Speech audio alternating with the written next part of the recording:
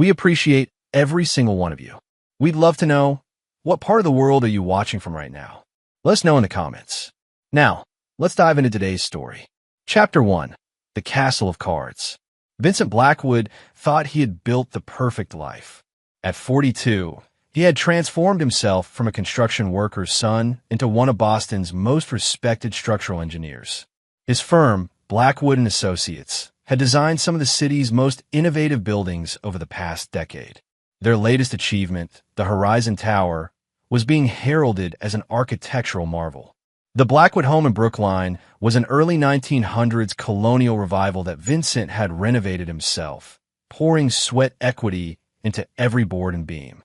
The spacious kitchen with its marble countertops opened to a sprawling backyard where Vincent had installed a cedar hot tub last summer, a luxury he seldom had time to enjoy. His wife Laurel taught art history at a prestigious private school. At 39, she still turned heads with her auburn hair and distinctive laugh. They'd met 15 years ago when Vincent was designing the school's new arts building. Their 17-year-old son, Drew, was a promising photographer who inherited his mother's artistic eye and his father's analytical mind. On paper, everything was perfect. Vincent stood at his home office window, watching Drew practice basketball in the driveway. The boy had his mother's lean build and his father's determination. Vincent had missed Drew's championship game last week, again, because his business partner Russ Kessler had called an emergency meeting about the Wilburn Hotel project. That's the third game this season, Laurel had said later that night, her voice carrying an edge Vincent chose to ignore. The tension in their marriage had been building slowly, almost imperceptibly. Vincent blamed it on the demands of his firm. While Laurel spent her evenings grading papers at the kitchen table, he'd often return home well after midnight, his mind still churning with structural calculations and client demands. "I think we need to talk," Laurel had said last Sunday morning, but Drew had interrupted with news about a photography competition, and the moment passed. Vincent had felt relief wash over him. Conversations that began with "we need to talk" rarely ended well. His cell phone buzzed. "Russ again." "Blackwood," he answered. "Vince, we've got a situation with the Wilburn. Bailey wants to meet tomorrow morning." Theodore Bailey was their newest client, a hotel magnate with expensive tastes and unrealistic expectations. Since taking over as CEO from his father, he'd been aggressively expanding his family's hotel chain. "I thought we resolved the foundation issues," Vincent said, watching Drew sink a perfect three-pointer. "This isn't about the foundation. It's about the budget. He's claiming we're 15% over." Vincent pinched the bridge of his nose. "That's impossible. We've trimmed every corner." "Well, he's bringing his financial team. 9 a.m. sharp."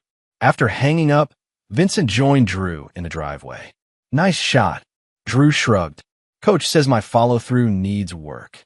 Vincent took the ball, demonstrated the proper technique, and passed it back. "Like that.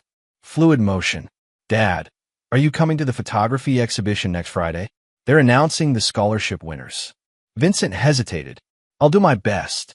Drew's face fell slightly. "Mom already said she can't make it. Something about a faculty dinner."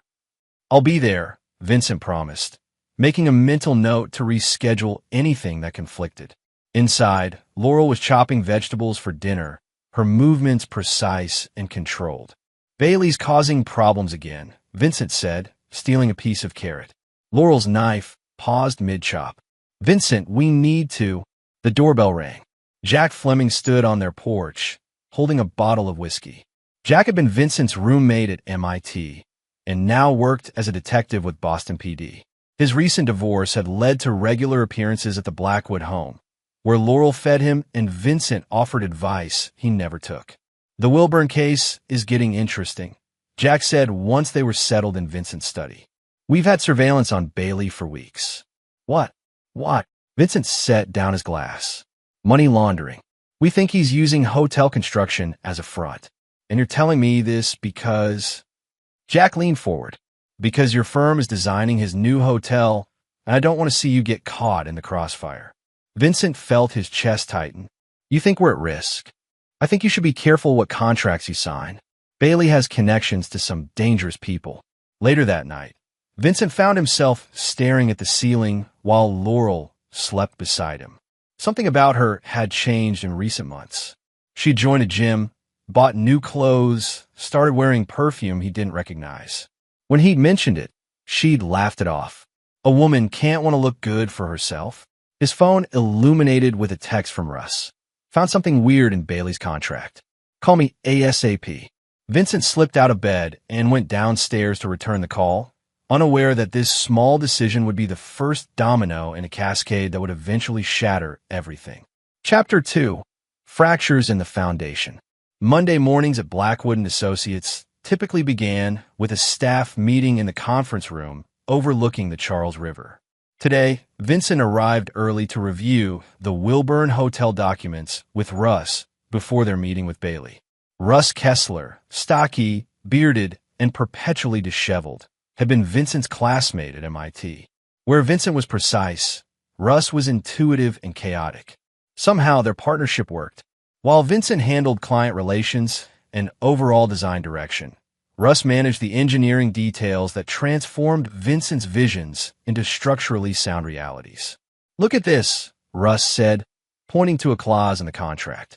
Bailey added language about associated entities having access to our full design documentation without prior approval. Vincent frowned. "That wasn't in our original agreement." "Exactly. And there's more." Russ flipped to another section.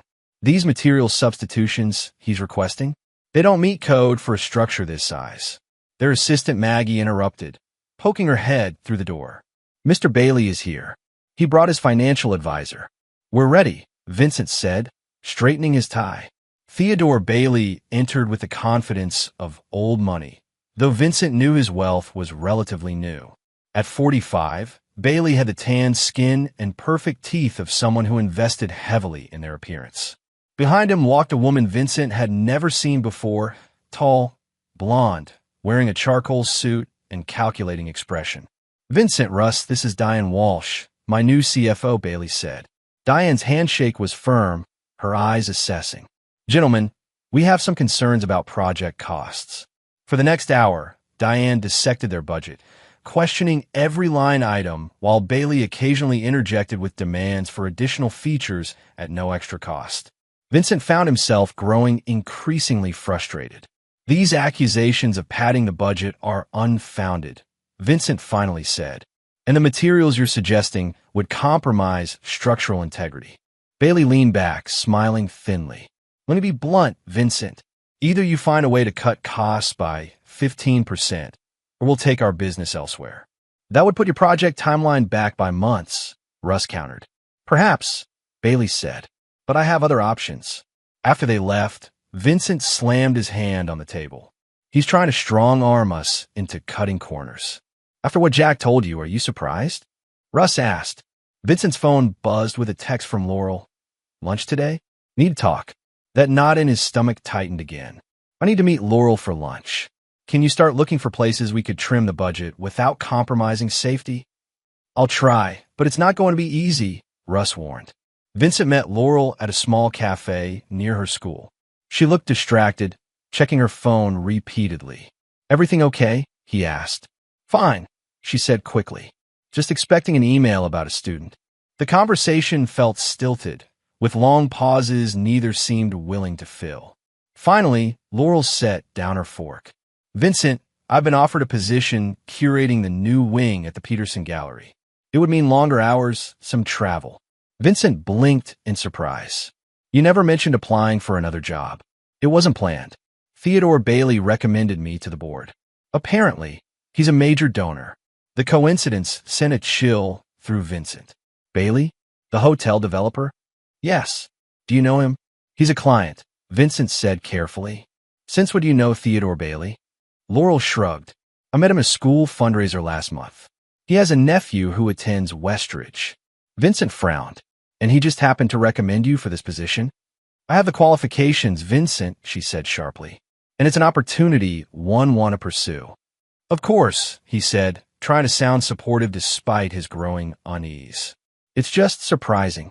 Back at the office, Vincent pulled up Bailey's social media accounts, scrolling through recent photos.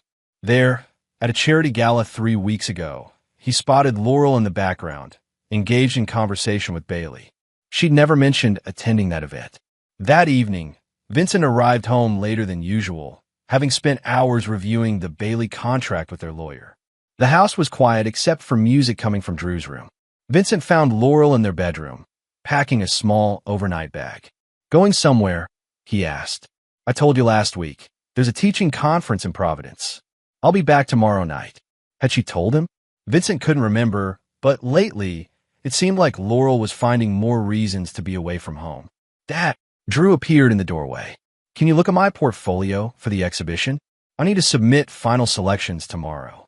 "Now's not a good time, Drew," Laurel said before Vincent could answer. "Your father's had a long day." "Actually," Vincent said, "I'd love to see them." In Drew's room, photographs covered every surface. While some teenagers rebelliously plastered their walls with posters, Drew had transformed his space into a gallery of his own work.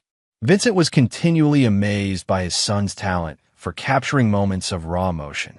"These are for a series called Hidden Lives," Drew explained, showing Vincent a collection of black and white images. "It's about the disconnect between public faces and private realities." One photo showed an elderly man feeding pigeons, his weathered face caught in a moment of pure joy. Another captured a businesswoman crying in her car, mascara streaking her cheeks, her phone clutched in her hand. "They're powerful," Vincent said. "How do you find these moments?" Drew shrugged. "I watch. People reveal themselves when they think no one's looking." The comment lingered with Vincent long after he said goodnight to his son. What had he missed by not watching closely enough? That night, Vincent couldn't sleep. He went downstairs to his study and pulled up the bank statements he'd been too busy to review. Large withdrawals from their joint account. $5,000 here, $7,000 there. Transactions he couldn't recall authorizing.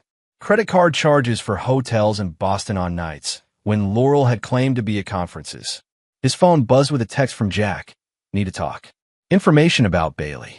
Urgent." Vincent stared at the message, the pieces beginning to form a picture he didn't want to see. Chapter 3. The Breaking Point. The next morning, Vincent met Jack at a diner far from both his office and police headquarters. Jack looked tired, with shadows under his eyes, suggesting he'd been working through the night. "What's so urgent?" Vincent asked after they'd ordered coffee. Jack glanced around before sliding a manila folder across the table. "Bailey's not just laundering money. He's using his hotels to host high-end escort services catering to wealthy clients." Vincent's coffee cup paused halfway to his lips. "And you're telling me this because your wife's new employer, the Peterson Gallery, is one of the fronts he uses to connect clients with escorts. The art acquisitions often involve more than just paintings." Vincent felt a chill spread through his body. "You're suggesting Laurel is involved in this?" Jack held up his hands. "I'm not suggesting anything. I'm sharing information because you're my friend, and I'm concerned. The surveillance team has photos of Laurel entering Bailey's penthouse multiple times over the past 2 months." Vincent stared at him. "She's been curating art for his hotels. He's a collector. At midnight? Alone." Jack pushed the folder closer. "Look, I hope there's an innocent explanation, but you should know what you're dealing with." Vincent didn't open the folder. "I need to go." Outside, Vincent sat in his car, his mind racing. The folder lay unopened on the passenger seat, its presence almost burning a hole in his peripheral vision. Finally, he reached for it. Inside were surveillance photos, time-stamped and annotated. Laurel entering Bailey's building at odd hours. Bailey and Laurel at a restaurant Vincent had never been to, their body language intimate. And most damning, Laurel leaving Bailey's penthouse early in the morning, wearing different clothes than she'd arrived in. Vincent's phone rang. "Russ. We have a problem," Russ said without preamble. "Bailey's pushing to break ground next month, but the soil samples from the site show contamination that wasn't in the original environmental report." "What kind of contamination?" "Industrial chemicals, heavy metals. Building there without remediation would be dangerous, possibly illegal." Vincent pinched the bridge of his nose. "And expensive to fix." "Exactly. Too expensive for Bailey's reduced budget. We need to halt the project until this is resolved," Vincent said. "Bailey won't like it." "I don't give a damn what Bailey likes," Vincent snapped. "I'm not putting my license on the line for him." After hanging up, Vincent drove to Westridge Academy where Laurel taught. The private school's Georgian architecture and manicured grounds projected wealth and tradition. Vincent badged in at reception. They all knew him from his work on the arts building and headed toward Laurel's classroom. Through the door's window, he could see her teaching, gesturing animatedly about a slide showing Rodin sculptures. He'd always admired her passion for art, the way she could make stone come alive through her descriptions. His phone buzzed with a text from Russ. Bailey's on the warpath, threatening to sue if we delay. Vincent watched his wife a moment longer, then turned away without making his presence known. He needed more information before confronting her. That evening, he tracked Bailey's social media and found he was hosting a charity event at his penthouse. The same penthouse Laurel had been photographed leaving early in the morning.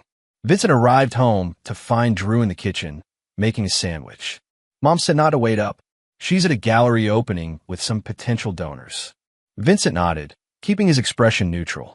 How's the portfolio coming? Done and submitted. Drew grinned. Mr. Harrington thinks I have a real shot at the scholarship. That's great, son. Vincent forced enthusiasm into his voice despite the turmoil inside. After dinner, Vincent told Drew he had work to catch up on and retreated to his study. Using the Find My Phone feature linked to their family account, he located Laurel's phone at Bailey's address. At midnight, he heard the garage door open. Laurel entered looking flushed, her hair slightly mussed, wearing a dress he'd never seen before. How was the gallery opening? He asked from the darkened living room. Laurel started. Vincent, you scared me. It was productive. Why are you sitting in the dark? Just thinking. He studied her face. You look tired. It's been a long day. She set down her purse. I'm going to take a shower. Laurel, he said as she reached the stairs, is there something you want to tell me? She paused, her back to him. For a moment, Vincent thought she might confess. Then she turned with a practiced smile. Nothing that can't wait until tomorrow. We both need sleep. Vincent lay awake, listening to the shower run for nearly 30 minutes. When Laurel finally came to bed, she stayed on her side, careful not to touch him. The next morning, Vincent called the office to say he'd be working from home. After Laurel left for school and Drew for his morning photography club, Vincent searched their bedroom. In Laurel's closet, behind her winter sweaters, he found a leather-bound journal. His hands shook as he opened it, feeling like an intruder in his own home. The entries were sporadic but revealing. February 12th, met T for lunch. He understands my frustrations in ways V never could. Says I have potential beyond teaching school children about dead artists. March 3rd, T surprised me with a weekend in New York. Told V it was a teacher's conference. The gallery at the Pierre was incredible. So was the suite. March 28th. V is so absorbed in his work, he doesn't notice I've changed my hair, lost 10 pounds, or started wearing lingerie again. T notices everything. Vincent closed the journal, feeling nauseated. Their marriage had problems, yes, but he'd had no idea Laurel was so unhappy, or that she'd found comfort with Theodore Bailey. His phone rang, Russ again. Bailey's pulled the contract, Russ said without preamble. He's going with Meridian Design Group instead. Meridian doesn't have our expertise, Vincent said automatically, his mind still on Laurel's journal. Apparently, they don't share our concerns about the soil contamination either. Vincent's jaw tightened. They're going to build on toxic land. With Bailey's money greasing the wheels, it looks like it. After hanging up, Vincent sat at his desk, staring at his wedding photo. 15 years reduced to lies and betrayal. Not just personal betrayal, but professional too. Bailey had used Laurel to gain inside information about Vincent's firm, then discarded them when Vincent wouldn't compromise his ethics. His phone buzzed with a text from Drew. Coming home early. Need to grab my portfolio for final judging. Can drive me to school? Vincent texted back an affirmative, grateful for the distraction. He returned Laurel's journal to its hiding place, his mind churning with questions he wasn't ready to ask. Drew arrived 40 minutes later, rushing upstairs to grab his portfolio case. Thanks for driving me, Dad. Mr. Harrington wants the finalists there early to set up. During the drive, Vincent tried to focus on Drew's excitement about the competition, pushing aside thoughts of Laurel and Bailey. But as they approached the school, Drew's phone buzzed with a text. Mom says she's leaving early. Something about meeting a donor at home. Drew looked confused. Why would she meet someone at our house? Vincent's hands tightened on the steering wheel. I'm not sure. After dropping Drew off, Vincent didn't immediately return home. He drove aimlessly, wrestling with what to do. Confront Laurel? Demand answers from Bailey? Pretend he didn't know and hope whatever was happening would burn itself out? Finally, he turned toward home, determined to have it out with Laurel, regardless of the consequences. As he pulled onto their street, he noticed an unfamiliar Jaguar parked in their driveway. Bailey's car. Vincent parked on the street and approached his house quietly. Through the kitchen window, he could see Laurel and Bailey in intimate conversation, her hand on his chest, his arm around her waist. Vincent's blood pounded in his ears. He was about to burst through the door when his phone rang. Drew. Dad? Something weird is happening. I forgot my external hard drive with some of my photos. I came home to get it, but Mom's car is here with some fancy Jaguar, and I think I heard voices from the backyard. Vincent's heart raced. Where are you now? Walking around to the back. I think they're in the hot tub. Drew, wait. Don't. But the line had already gone dead. Vincent ran toward his house, dread building with each step. As he reached the backyard gate, he heard shouting, then a splash, followed by angry male yells and the sound of a struggle. He pushed through the gate to find chaos. Bailey in the hot tub, face contorted with rage. Laurel standing wrapped in a towel, her expression horrified. And Drew, soaking wet, clutching his camera while blood trickled from his nose. You little pervert! Bailey shouted. Give me that camera! Drew! Vincent rushed to his son's side. What happened? Are you hurt? Before Drew could answer, police sirens wailed in the distance, growing louder. I called them, Bailey said, pulling on a robe. Your son was taking pictures of us without consent. That's illegal. He attacked me, Drew said, his voice shaking. I came home to get my hard drive and found them, together. I took pictures as evidence, and he lunged at me.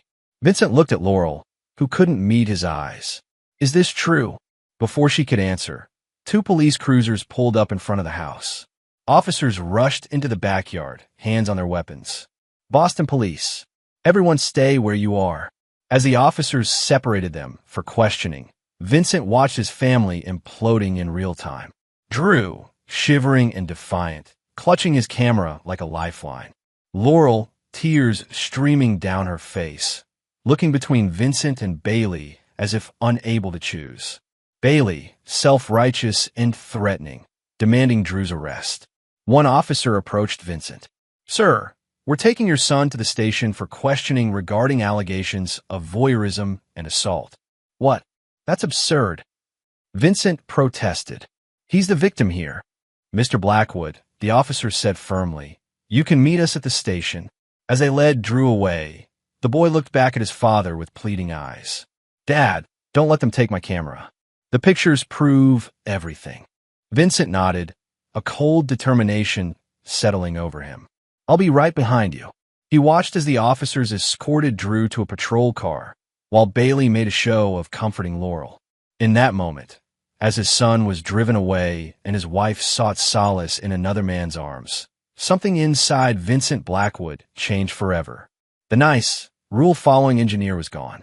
In his place stood a man with nothing left to lose and a burning desire to make those responsible pay dearly for what they'd done. Chapter 4. The Turning Point. Vincent's tires screeched as he pulled into the police station parking lot. His mind raced with fragmented thoughts. Drew's frightened face, Laurel's betrayal, Bailey's smug confidence. The weight of his wedding ring felt suddenly foreign on his finger. Inside, the desk sergeant barely looked up as Vincent approached. My son was just brought in. Drew Blackwood. Processing. Have a seat. Vincent paced instead, checking his watch every 30 seconds. A familiar voice called his name. Vince. Jack Fleming stood in a doorway, beckoning him over. His expression was a mix of concern and professional detachment. Jack, thank God. Drew, is an interview room B with Officer Ramirez. I pulled some strings to get involved when I saw his name come up in the system. Jack guided Vincent down a hallway. What the hell happened?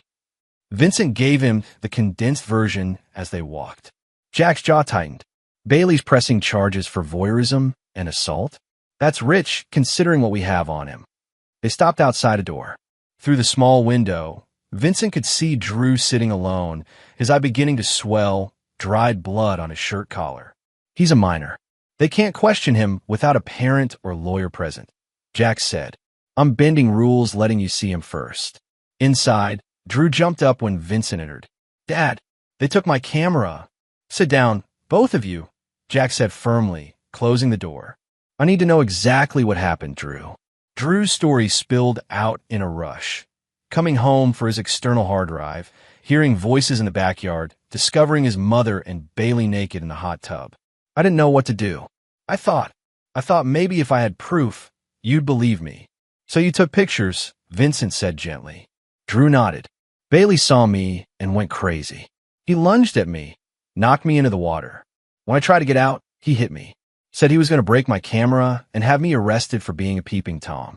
His voice cracked. Mom just stood there, Dad. She didn't stop him. Vincent's heart broke for his son. Where's your camera now? Evidence locker, Jack said. Bailey's demanding the memory card be destroyed without being viewed. Can he do that? Vincent asked. Jack's expression was grim. He's got influence, but no. Those photos are potential evidence in an assault case against him. I'll make sure they're preserved. A knock at the door interrupted them. Officer Ramirez entered, accompanied by a stern-looking detective whose nameplate read Hargrove. Detective Fleming, you know you shouldn't be in here, Hargrove said coldly. Just checking on a minor's welfare, Jack replied smoothly. Mr. Blackwood was concerned about his son's injuries. We'll take it from here, Hargrove said. Mr. Blackwood, I need to speak with you outside. In the hallway, Hargrove's demeanor shifted subtly. Mr. Theodore Bailey has agreed to drop the charges against your son under certain conditions. Vincent's eyes narrowed. What conditions? The photos will be deleted, and both parties agree not to pursue any further legal action. My son has a black eye and possibly a broken nose, Vincent said incredulously. Bailey assaulted him. Hargrove's expression remained impassive. Mr. Bailey claims your son was trespassing and photographing him without consent. He was defending his privacy. In my house. In my hot tub. With my wife. Vincent's voice rose. These are domestic matters, Hargrove said dismissively. Best resolved privately. Vincent was about to argue further when Jack appeared at his side. Detective Hargrove, a word? The two moved down the hall, their hushed conversation intense. Vincent couldn't hear the words, but he saw Hargrove's face flush with anger before finally nodding reluctantly. Jack returned, a slight smile playing at his lips. Let's see those photos. In a small viewing room, Jack inserted the memory card into a computer. The images appeared on screen, crystal clear evidence of Laurel and Bailey in the hot tub, followed by Bailey attacking Drew. The timestamp data was intact, creating an irrefutable timeline. These prove Bailey assaulted a minor, Jack said. We've got him. Detective Hargrove appeared in the doorway, his expression sour. The charges against Drew Blackwood are dropped. He's free to go. And the assault charges against Bailey? Vincent asked. Hargrove's lip curled slightly. Mr. Bailey has suddenly become unavailable. His attorney says he's leaving town on business. Convenient, Jack muttered. What about the photos? Vincent asked. Evidence in an ongoing investigation, Jack said firmly before Hargrove could answer. They stay with us. Vincent noticed Jack copying files to a USB drive while Hargrove glared. Once Drew was released and they were walking to Vincent's car, Jack pressed the drive into Vincent's hand. Copy of the photos, just in case they mysteriously disappear from evidence. His expression grew serious. Vince, be careful. Bailey's got powerful friends, and he doesn't like losing. Neither do I, Vincent replied, his voice steady despite the turmoil inside. Drew was silent during the drive home, staring out the window with his camera clutched protectively in his lap. Vincent kept glancing at him, wanted to say something reassuring, but finding no words adequate for the situation. When they pulled into their driveway, Drew finally spoke. Is Mom still here? Vincent hadn't considered that question. Laurel's car was gone, the house dark except for the porch light. I don't know, son. Inside, they found a hastily scribbled note on the kitchen counter. Need time to think. Staying with Diane. We'll call tomorrow. L. Diane. Drew asked. Bailey's CFO, Vincent said, the connections suddenly clear. Laurel hadn't just been sleeping with Bailey. She'd been integrated into his entire operation. Drew's face hardened. She's not coming back, is she? Vincent put his arm around his son's shoulders. I don't know, but whatever happens, we'll get through it. After making sure Drew's injuries were properly cleaned and iced, Vincent sent him to bed with a mild painkiller. Then he went to his study, inserted Jack's USB drive into his computer, and examined each photograph. The images told a damning story, not just of his wife's infidelity, but of Bailey's violent assault on Drew. Vincent copied the files to multiple secure locations, then sent selected images to his own email. His phone buzzed with a text from Russ. Just heard Bailey pulled strings to get Meridian's permit fast-tracked for the contaminated site. City inspector who approved it is his cousin. This is insane.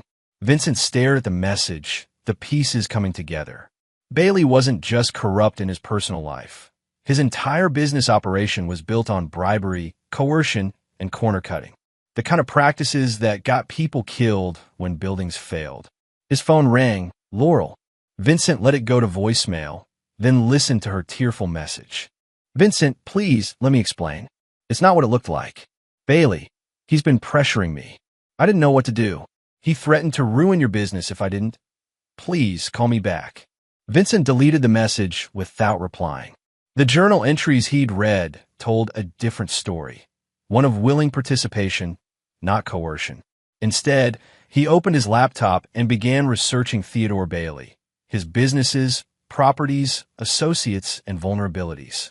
If Bailey wanted war, Vincent would give him one, but not the kind Bailey would expect from a mild-mannered engineer. By morning, Vincent had a plan forming, not just for divorce, but for total destruction of the man who had shattered his family. Drew found him in the kitchen, making coffee. Dad? Did you sleep? Not much, Vincent admitted, pouring a cup for each of them. How's the eye? Hurts. Drew touched the purple, swelling gingerly. Mom called my phone like 10 times. I didn't answer. Vincent nodded. That's your choice. You don't have to talk to her until you're ready. Drew stared into his coffee. The exhibition judging is today. I don't think I can go looking like this. Actually, Vincent said, an idea forming. I think you should go. In fact, I think you should enter a new series. Drew looked up confused. What do you mean? Vincent set down his cup. You told me your project was called Hidden Lives, about the disconnect between public faces and private realities. Seems to me you've captured the ultimate example. The photos of Mom and Bailey? Drew looked horrified. I can't show those publicly. Not those specific images, Vincent clarified. But what about the aftermath? Your injuries? The police station? The broken trust? Real consequences of hidden lives exposed. Drew considered this, his photographer's mind clearly seeing possibilities. It would be raw, uncomfortable. Art should provoke, Vincent said, quoting one of Laurel's favorite phrases. Make people confront truths they'd rather ignore. A slow smile spread across Drew's face, the first since yesterday's chaos. Can you help me set up a shoot? I have some ideas. For the next few hours, Vincent helped Drew create a series of stark, powerful images. Drew's bruised face in harsh light. The hot tub with yellow police tape draped across it. Drew's reflection fractured in a shattered mirror, symbolizing broken family bonds. As they worked, Vincent's phone repeatedly lit up with calls from Laurel, Bailey's lawyer, and finally Bailey himself. He ignored them all. By afternoon, Drew had 12 images ready for printing. Vincent drove him to a professional photo lab where they rushed the processing. These are intense, the technician commented. For a school project? Art competition, Drew explained. The theme is truth. Back home, they mounted the prints on black mat board. The final series, which Drew titled Broken Glass, told the story of betrayal and its aftermath without a single explicit image of the incident itself.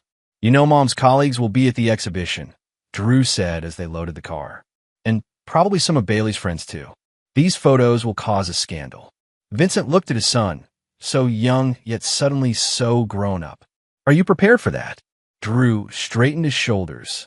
They should be the ones worried about facing me, not the other way around. At Westridge Academy, the exhibition was held in the same arts building Vincent had designed years ago, where he'd first met Laurel. The irony wasn't lost on him as they carried Drew's portfolio inside. Mr. Harrington, the photography teacher, hurried over. Drew, my God, what happened to your face? And where's your original portfolio? Change of plans, Drew said calmly. I'm submitting a new series. As they set up Drew's photos in his assigned space, Vincent noticed people's reactions, the shocked gasps, the whispered conversations, the sidelong glances. Word spread quickly through the crowded gallery. Midway through the evening, Vincent spotted Laurel entering with Diane Walsh, Bailey's CFO. Laurel froze when she saw Drew's display, her face draining of color. She approached slowly, as if walking to her execution. Drew, she whispered, reaching out to touch his bruised face. I'm so sorry. Drew stepped back from her touch. Sorry you did it, or sorry you got caught. Laurel flinched. Her eyes met Vincent's over Drew's shoulder, pleading for help, but Vincent's expression remained impassive. We need to talk, she said to Vincent. Please. Nothing to talk about, Vincent replied calmly. The photos say everything. Diane tugged at Laurel's arm. We should go. This isn't a place. Running away again, Mom? Drew asked, loudly enough for nearby attendees to hear. Like you ran away last night after letting your boyfriend attack me? Conversations around them stopped. All eyes turned to their family drama unfolding in public. That's not what happened, Laurel protested weakly. The photos don't lie, Drew said, gesturing to his exhibition. Neither does my face. The crowd had grown silent, watching the confrontation. Among them, Vincent spotted several school board members and prominent parents. The public humiliation was complete. Laurel backed away, tears streaming down her face, before turning and rushing from the gallery. Diane hurried after her, shooting Vincent a venomous look. Mr. Harrington approached cautiously. Drew, I think the judges should see your work now. As Drew walked the judging panel through his photos, Vincent stood back, watching his son handle himself with remarkable poise. Despite everything, or perhaps because of it, Drew had found his artistic voice. Hours later, as they drove home with the first-place medal and scholarship check, Drew finally broke down. I hate her for what she did to us. Vincent gripped the steering wheel tightly. Hate consumes the person feeling it more than its target. Then, what are you feeling? Drew asked. Because I saw your face when Mom walked in. You look different. Vincent considered the question. I'm feeling resolved. Bailey and your mother made choices that hurt us. Now I'm going to make some choices of my own. Drew studied his father's profile in the darkness. What does that mean? It means, Vincent said calmly, that this story isn't over yet. Not by a long shot. When they arrived home, Vincent found an envelope taped to the front door, divorce papers from Laurel's attorney, with terms heavily favoring her. Included was a note suggesting generous settlement terms if Vincent agreed not to make trouble regarding the incident with Drew. Vincent ripped the papers in half and let them fall to the porch. Dad, Drew asked, watching the torn documents flutter in the evening breeze. Vincent placed his hand on his son's shoulder. They think money will make this go away. They think I'll roll over to avoid scandal. His voice hardened.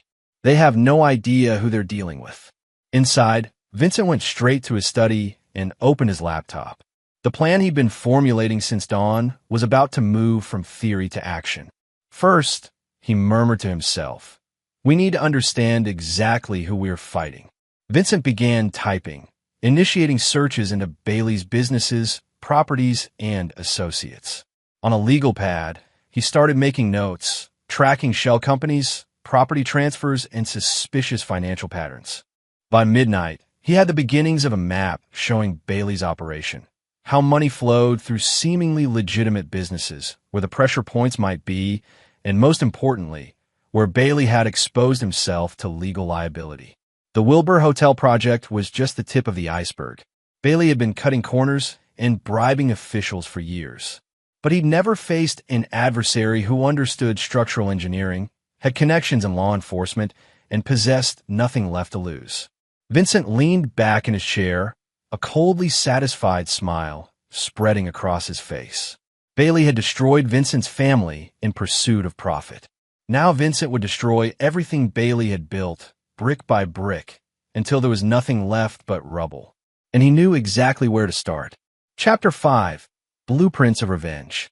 The morning after the exhibition, Vincent woke early and called Russ. "I need access to all our files on the Wilburn project," he said without preamble. "Every soil test, structural calculation, communication with Bailey's team." "Vince, what's going on?" "I heard rumors about you and Laurel. I'll explain everything, but not over the phone. Meet me at Blackwood Storage in an hour."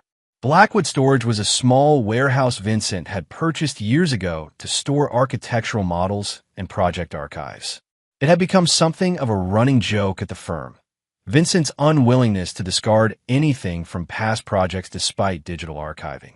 Today, that obsessive record-keeping would become the foundation of his plan.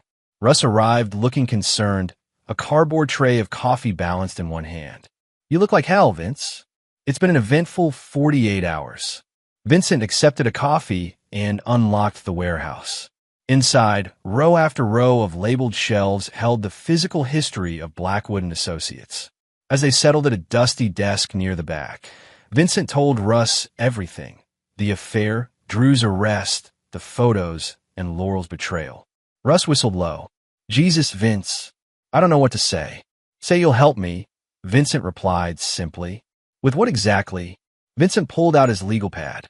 "Bailey's entire operation is built on fraud, bribery, and cutting corners. The Wilburn Hotel is just his latest project, but I think it might be his most vulnerable." "Because of the contaminated soil," Russ nodded. "Exactly. He got the permits fast-tracked despite our warnings. When that building goes up, it'll be on toxic land. People could get sick, hotel guests, workers, nearby residents." Vincent leaned forward. "We have a professional obligation to stop it. We already tried the legal route," Russ pointed out. "He hired Meridian instead." "We go beyond legal," Vincent said. "We go public. Expose everything." Russ looked uncomfortable. "That could be seen as vindictive, given your personal situation. Which is why I need you. Your name on the whistleblowing, not mine." Vincent spread out his notes. "Bailey's not just building on contaminated land. I've been digging into his other properties. There's a pattern of code violations, mysterious injuries on construction sites, workers paid under the table." For the next several hours, they combed through physical files and digital records, building a comprehensive case against Bailey's business practices. Russ had access to industry databases Vincent didn't, revealing that 3 former Bailey hotels had experienced structural issues after opening. "This goes deeper than I thought," Russ admitted, staring at the evidence they'd assembled. "But blowing the whistle could backfire. Bailey has friends in city government, connections with the building department, which is why we need leverage," Vincent agreed. "Something that forces action regardless of his connections." Vincent's phone buzzed, a text from Jack. "Meeting with Drew today about pressing charges against Bailey. Might stick this time. Call me." "We need to involve Jack," Vincent decided. "Bailey's been operating in gray areas for years. There must be something definitively illegal we can pin on him." "Careful, Vince," Russ warned. "This is starting to sound like more than whistleblowing." Vincent met his friend's concerned gaze. "It's exactly what it sounds like. Bailey tried to destroy my family and my company. I'm returning the favor." After Russ left, promising to discreetly compile more evidence about Bailey's projects, Vincent drove to meet Jack at a park well away from police headquarters. Jack was throwing bread to ducks when Vincent found him. "Feeding wildlife is technically illegal in city parks," Vincent observed. "So is assault, but Bailey's walking free," Jack replied. Speaking of which, Drew's statement was powerful. Photos make it clear-cut. Bailey's lawyer is pushing for a plea deal. Misdemeanor assault, community service, small fine. Vincent's jaw tightened. "That's insulting." "It's a start," Jack countered.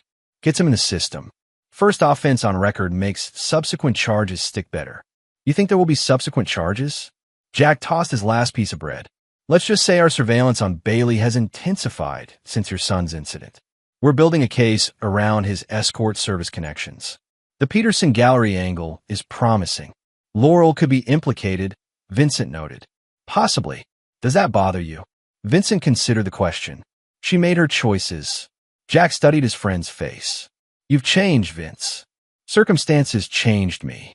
Vincent handed Jack a flash drive. This contains evidence of environmental violations at the Wilburn Hotel site, along with documentation of Bailey bribing city officials to fast-track permits. Thought your department might find it interesting. Jack pocketed the drive. This helping your son or helping yourself? Justice serves everyone, Vincent replied. How quickly can your department act on this? Depends on what's here and who sees it, Jack said carefully. Environmental crimes aren't my division. I'd have to pass it along. Bailey breaks ground next week. Once construction starts, the evidence literally gets buried. Jack nodded. I'll do what I can. But Vince, he hesitated. Be careful. I've seen what revenge does to people. This isn't revenge, Vincent said evenly. It's accountability.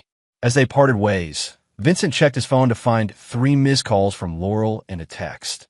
We need to talk about Drew. He's not responding to my messages. Please, Vincent. Vincent ignored it and called Drew instead. How are you holding up? My statement with Detective Hargrove took 4 hours, Drew said, sounding exhausted. They kept asking the same questions different ways. Standard tactic, Vincent assured him. They're building a solid case. Mom keeps calling. Says she wants to explain. What do you want to do about that? Vincent asked carefully. After a long pause, Drew answered, I'm not ready to talk to her yet. Maybe never. That's your choice, and I'll support whatever you decide, Vincent promised. But don't make permanent decisions from temporary emotions. That sounds like something Mom would say, Drew observed. She's still your mother, Vincent acknowledged. Whatever else she's done. After ending the call, Vincent drove to his office for the first time since Drew's arrest.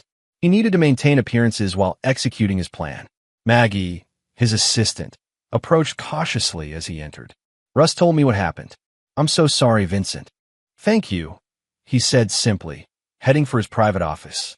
Once alone, Vincent opened his computer and accessed the files Russ had compiled. The evidence against Bailey was substantial, but not yet overwhelming. They needed something more definitive, something that couldn't be explained away or buried by Bailey's connections. Vincent's phone rang, an unfamiliar number. Vincent Blackwood, he answered. Mr. Blackwood, this is Diane Walsh, CFO for Bailey Developments. Vincent's grip tightened on the phone. Ms. Walsh, what can I do for you? I'm calling as a courtesy, she said, her tone professionally detached. Mr. Bailey is prepared to drop all charges against your son and offer a generous settlement if you agree to cease your investigation into his business affairs. Vincent's eyebrows rose. I wasn't aware Mr. Bailey knew about any investigation. Mr. Bailey has friends in many departments, she replied smoothly. He's willing to be magnanimous despite the public embarrassment your family has caused him. Magnanimous, Vincent repeated, like when he assaulted my 17-year-old son. A regrettable misunderstanding, Diane said. One that need not define your future relationship. And what exactly does this generous settlement entail? $3 million. Half for you, half in a trust for Drew. In exchange, you sign non-disclosure agreements and agree not to pursue any action against Mr. Bailey or his companies. Vincent leaned back in his chair. And Laurel? What's her cut? Diane hesitated. Mrs. Blackwood's arrangements are separate. I'm sure they are. Vincent kept his voice level. Please tell Mr. Bailey I'll consider his offer. He needs an answer by tomorrow, Diane pressed. Construction begins Monday. I'll be in touch, Vincent said before hanging up. He sat motionless, processing the implications. Bailey knew about their investigation. He was worried enough to offer money, which meant they were on the right track, and Bailey had vulnerabilities he needed to protect. Vincent made 2 calls. First to Russ, instructing him to secure their evidence in multiple locations.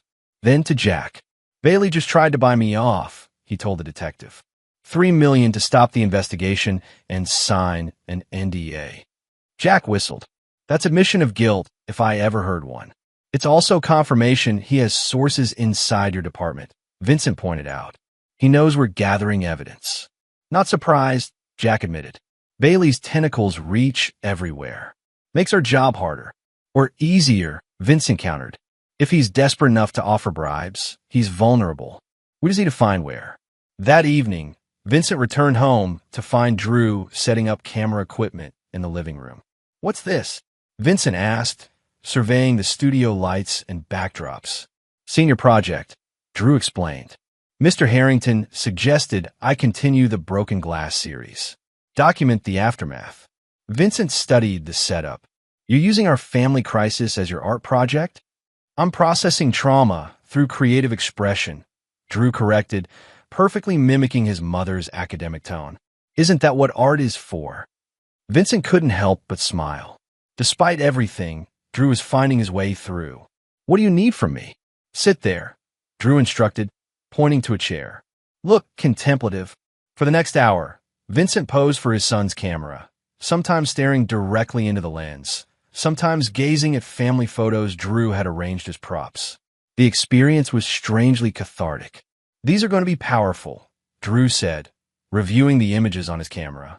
The exhibition judges want me to expand the series for a special showcase next month. Proud of you, Vincent said, using this situation to create something meaningful. Drew lowered his camera. Dad, what are you going to do about Bailey? Vincent considered his answer carefully. I'm going to make sure he faces consequences for his actions, both against our family and against the public through his business practices. And Mom, Vincent sighed. Your mother made her choices. Now she'll live with the consequences. Later that night, Vincent sat in his study reviewing the evidence they'd gathered, looking for the pressure point that would bring Bailey down. His phone buzzed with a text from Russ. Found something. Bailey falsified environmental impact statements on 3 previous projects. Have documentation linking him directly to the fraud. This could be criminal, not just civil. Vincent smiled grimly. This was exactly what they needed. Evidence of willful criminal behavior that couldn't be explained away as an oversight or miscommunication. Another text came through, this one from Jack. Meeting with Environmental Crimes Division tomorrow. They're interested. Very interested. The pieces were falling into place. Bailey had built his empire on corrupt foundations, and now those foundations were beginning to crumble. Vincent's phone rang, Laurel again. This time, he answered. Vincent, thank you for picking up, she said, her voice thick with emotion. We need to talk about Drew. There's nothing to discuss, Vincent replied coldly. He'll decide when or if he wants to speak with you. Please, Vincent. This situation is more complicated than you know. Bailey isn't who you think he is. I know exactly who he is, Vincent countered. A corrupt businessman who assaulted my son and tried to buy my silence. Laurel gasped. He offered you money? $3 million. Apparently, you have your own arrangement. Vincent, listen to me, Laurel said urgently. Bailey is dangerous. If you're investigating him, you need to be careful. He has connections, people who do more than just bribe officials. Are you threatening me, Laurel? I'm warning you, she insisted. For your own safety. For Drew's safety. Vincent's hand tightened on the phone. You lost the right to concern yourself with our safety when you brought that man into our home. Vincent, he ended the call, his mind racing. Laurel seemed genuinely frightened, which only confirmed they were on the right track. Bailey was dangerous, and now he was scared. The next morning, Vincent met with his lawyer to file for divorce. The terms were straightforward. Vincent would keep the house and business. Laurel would keep her retirement accounts and investments. Split custody of Drew, though at 17, he would largely determine his own arrangements. This is unusually generous regarding the business, his lawyer noted. Most spouses would fight for a share of a successful firm like yours. Laurel won't contest it, Vincent said confidently. She has incentive to keep this quick and quiet. Afterward, Vincent drove to meet Russ at a cafe near their office. Russ arrived with a thick folder under his arm. Environmental impact reports from Bailey's last 3 hotels, he explained, sliding into the booth. The official versions submitted to the city, and the actual test results his company buried. Vincent scanned the documents. These contaminant levels are off the charts. How did he get approval? Same way he always does. Money in the right pockets. Russ leaned forward. But here's the kicker. I traced the money. Bailey used a shell company to pay off the inspectors, but he was sloppy. The transactions linked directly back to his personal accounts. Vincent looked up sharply. Can you prove that? Russ nodded. Already have. Paper trail is solid. This could be enough for criminal charges, Vincent realized. Exactly, Russ agreed. But Vincent, if we go public with this, the blowback will be intense. Bailey won't go down quietly. I'm counting on it, Vincent said. The louder he screams, the more attention he draws to his own crimes. Vincent's phone buzzed with a text from Jack. Bailey canceled groundbreaking ceremony for Wilburn Hotel. Project temporarily delayed for additional environmental review. We got him running scared. Vincent showed Russ the message, a grim smile spreading across his face. Phase 1 complete. What's Phase 2? Russ asked cautiously. Depends on Bailey's next move, Vincent replied. The ball's in his court now. Vincent didn't have to wait long for Bailey's response. That evening, as he reviewed architectural plans in his home office, the doorbell rang. Drew was out with friend from photography club, so Vincent answered himself. Theodore Bailey stood on his porch, alone, wearing an expensive suit and a tight smile. Vincent, may I come in? Vincent leaned against the doorframe, blocking entry. I don't think that's a good idea. I think you'll want to hear what I have to say, Bailey insisted. It concerns your future and Drew's. Say it here. Bailey glanced around, clearly uncomfortable having this conversation on a front porch. You've been causing me some inconvenience with these allegations about my business practices. Not allegations. Facts. Interpretations, Bailey countered smoothly. Regardless, I'm prepared to increase my earlier offer. $5 million, plus I'll publicly apologize to Drew for our misunderstanding. Vincent studied the man who had helped destroy his marriage and assault his son. Bailey's confident facade had cracks, a slight twitch near his left eye, a bead of sweat despite the cool evening. No, Vincent said simply. Bailey blinked. No, perhaps you didn't hear me. $5 million. I heard you, Vincent replied. The answer is no. Bailey's expression hardened. You should reconsider. I have resources you can't imagine, connections in places that can make problems for you and your firm. Are you threatening me? I'm stating facts, Bailey said. This path you're on leads nowhere good for you or your son. Vincent stepped forward, closing the distance between them. Let me be clear, Bailey. I don't want your money. What I want is for you to lose everything, just like I did. Bailey's mask slipped, revealing a flash of genuine alarm before he recovered. Be reasonable, Vincent. This vendetta serves no one. It serves justice, Vincent replied. Now get off my property before I add trespassing to the charges against you. Bailey straightened his tie. You've made a serious mistake. I hope you're prepared for the consequences.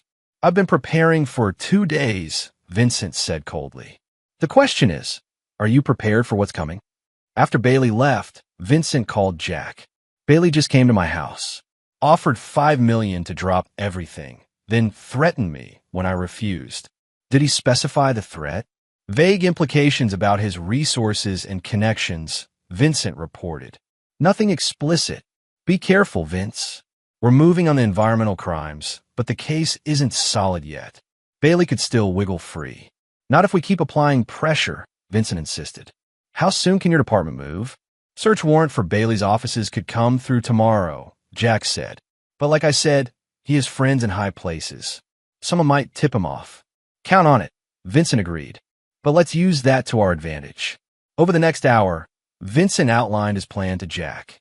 If Bailey was tipped off about the search warrant, he'd try to destroy evidence. They could catch him in the act, adding obstruction of justice to his charges. Vincent hung up feeling more energized than he had in days. The plan was coming together. Bailey was reacting exactly as predicted. First with money, then with threats. His next move would be to destroy evidence, and they'd be waiting. As Vincent headed upstairs for the first decent night's sleep since Drew's arrest, his phone buzzed with a text from an unknown number. Bailey hired someone. Watch your back. L. Laurel. Warn him again.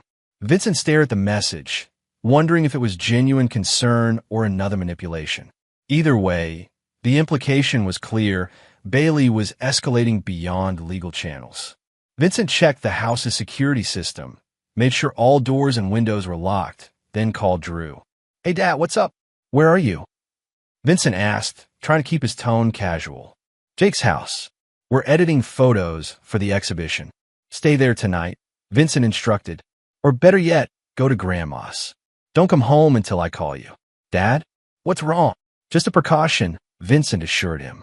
Bailey came by, made some vague threats. "I don't think he'll do anything, but I'd feel better knowing you're safe."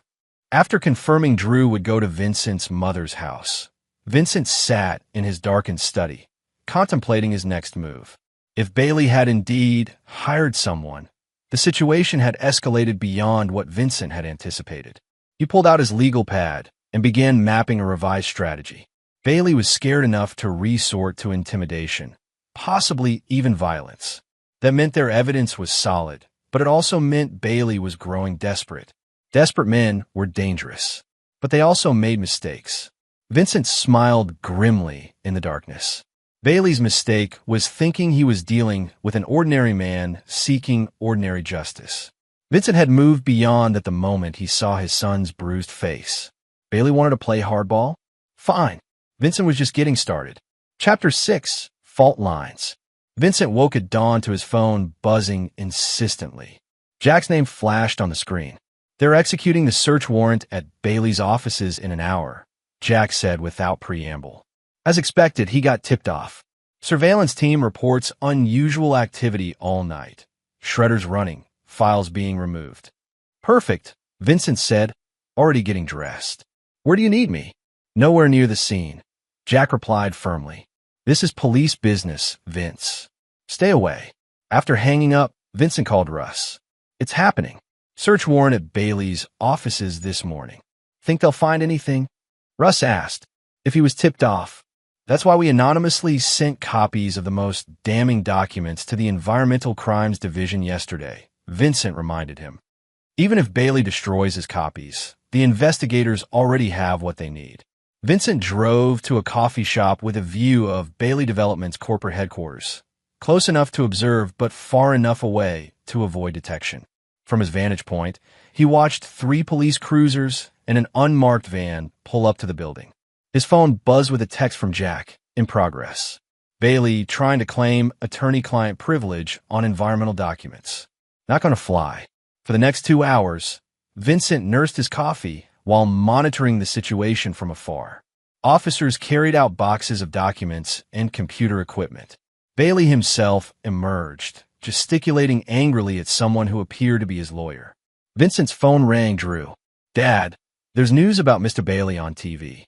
They're saying he's being investigated for environmental crimes. Is this because of us?" "It's because of his own actions," Vincent corrected. "But yes, we helped bring those actions to light." "Is it over then?" Drew asked. "Can I come home?" Vincent watched as Bailey was escorted to a police car. Not in handcuffs, not yet, but clearly being taken in for questioning. "Not quite over," Vincent said cautiously. "But the most dangerous part may have passed. Stay at Grandma's for now. I'll call when it's safe." After hanging up, Vincent's phone immediately rang again. "Laurel." "I just saw the news," she said when he answered. "Vincent, you need to be careful. Bailey won't take this lying down." "He doesn't have much choice," Vincent replied. "The evidence is overwhelming." "You don't understand," Laurel insisted, her voice tight with anxiety. "Bailey has contingency plans for everything. He told me once that he keeps insurance against anyone who might threaten him. Information, compromising photos, financial leverage.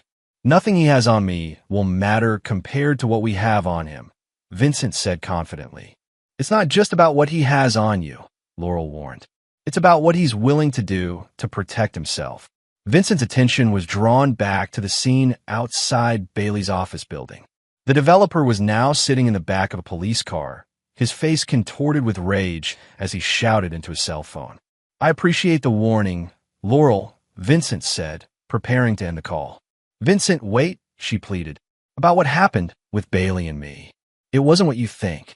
I saw the journal entries, Laurel." You seemed quite enthusiastic about the relationship. Those were... She hesitated.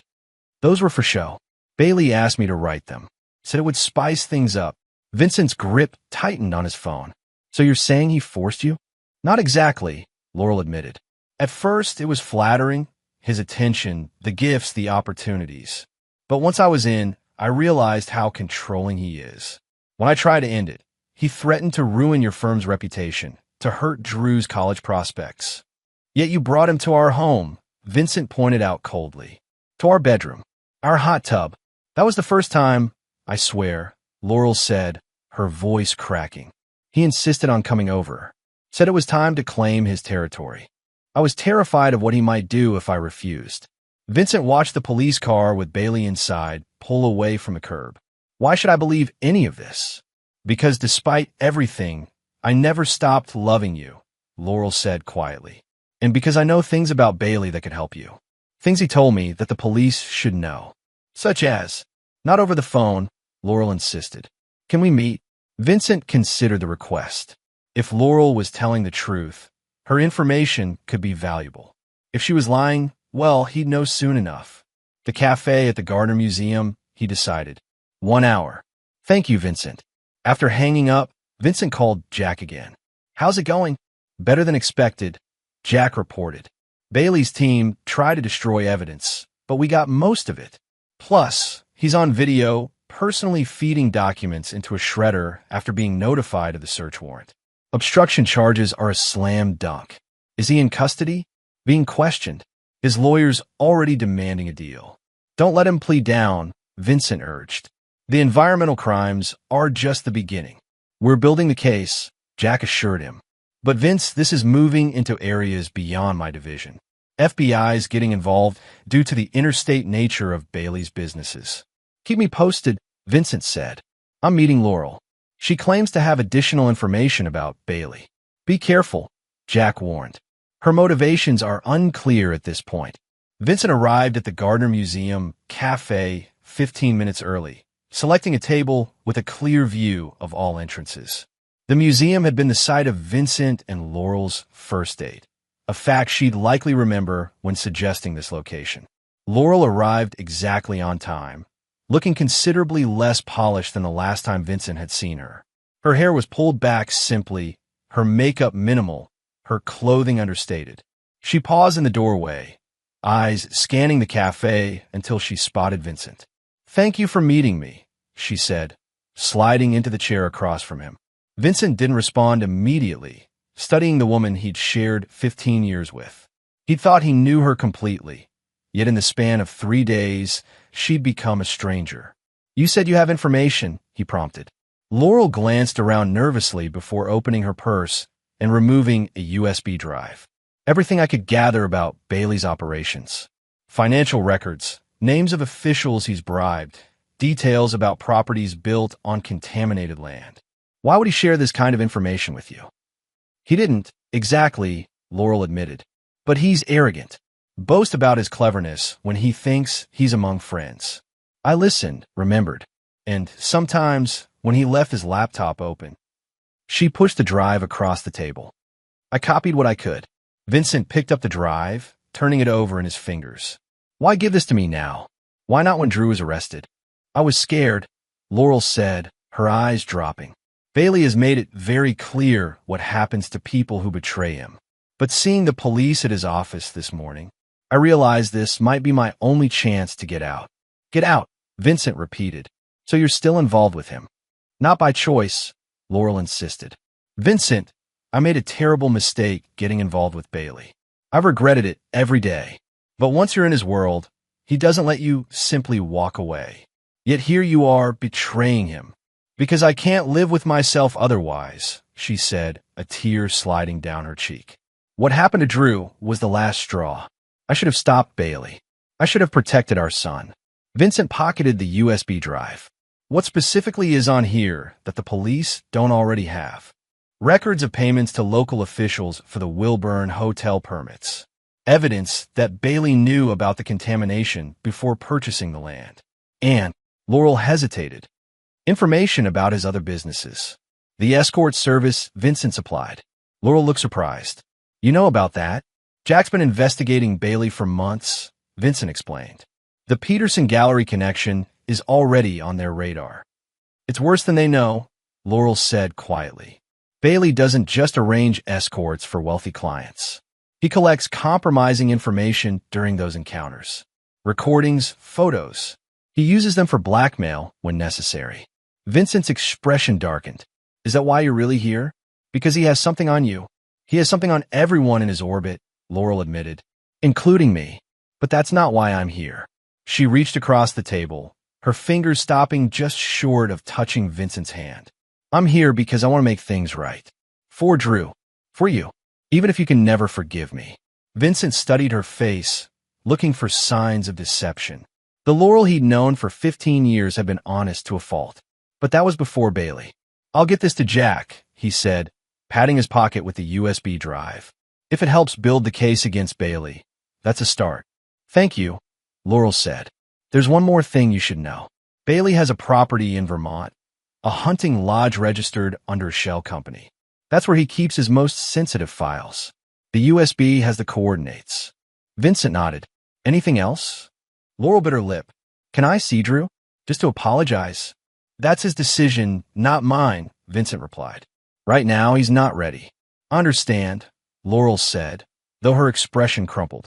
When you see him, tell him I love him. Tell him I'm sorry. I'll tell him, Vincent promised, standing to leave. Vincent, Laurel called as he turned away. Be careful. Even with the police involved, Bailey is dangerous. He won't hesitate to hurt you if he thinks you're behind this. Vincent looked back at the woman who had been his wife, the mother of his child, now a stranger warning him about her lover. I'm counting on it. Instead of going straight to Jack with the USB drive, Vincent drove to a secure location, a private office he kept separate from Blackwood & Associates for personal projects. There, he could safely examine the drive's contents without risk of Bailey's associates intercepting the information. The files were extensive and damning. Financial records showing clear patterns of bribery. Environmental reports with actual contamination levels far exceeding what had been reported to authorities. Lists of officials on Bailey's payroll. But most disturbing was a folder labeled insurance. Inside were hundreds of files organized by name. Politicians, business leaders, judges, police officials. Each contained compromising information Bailey had collected.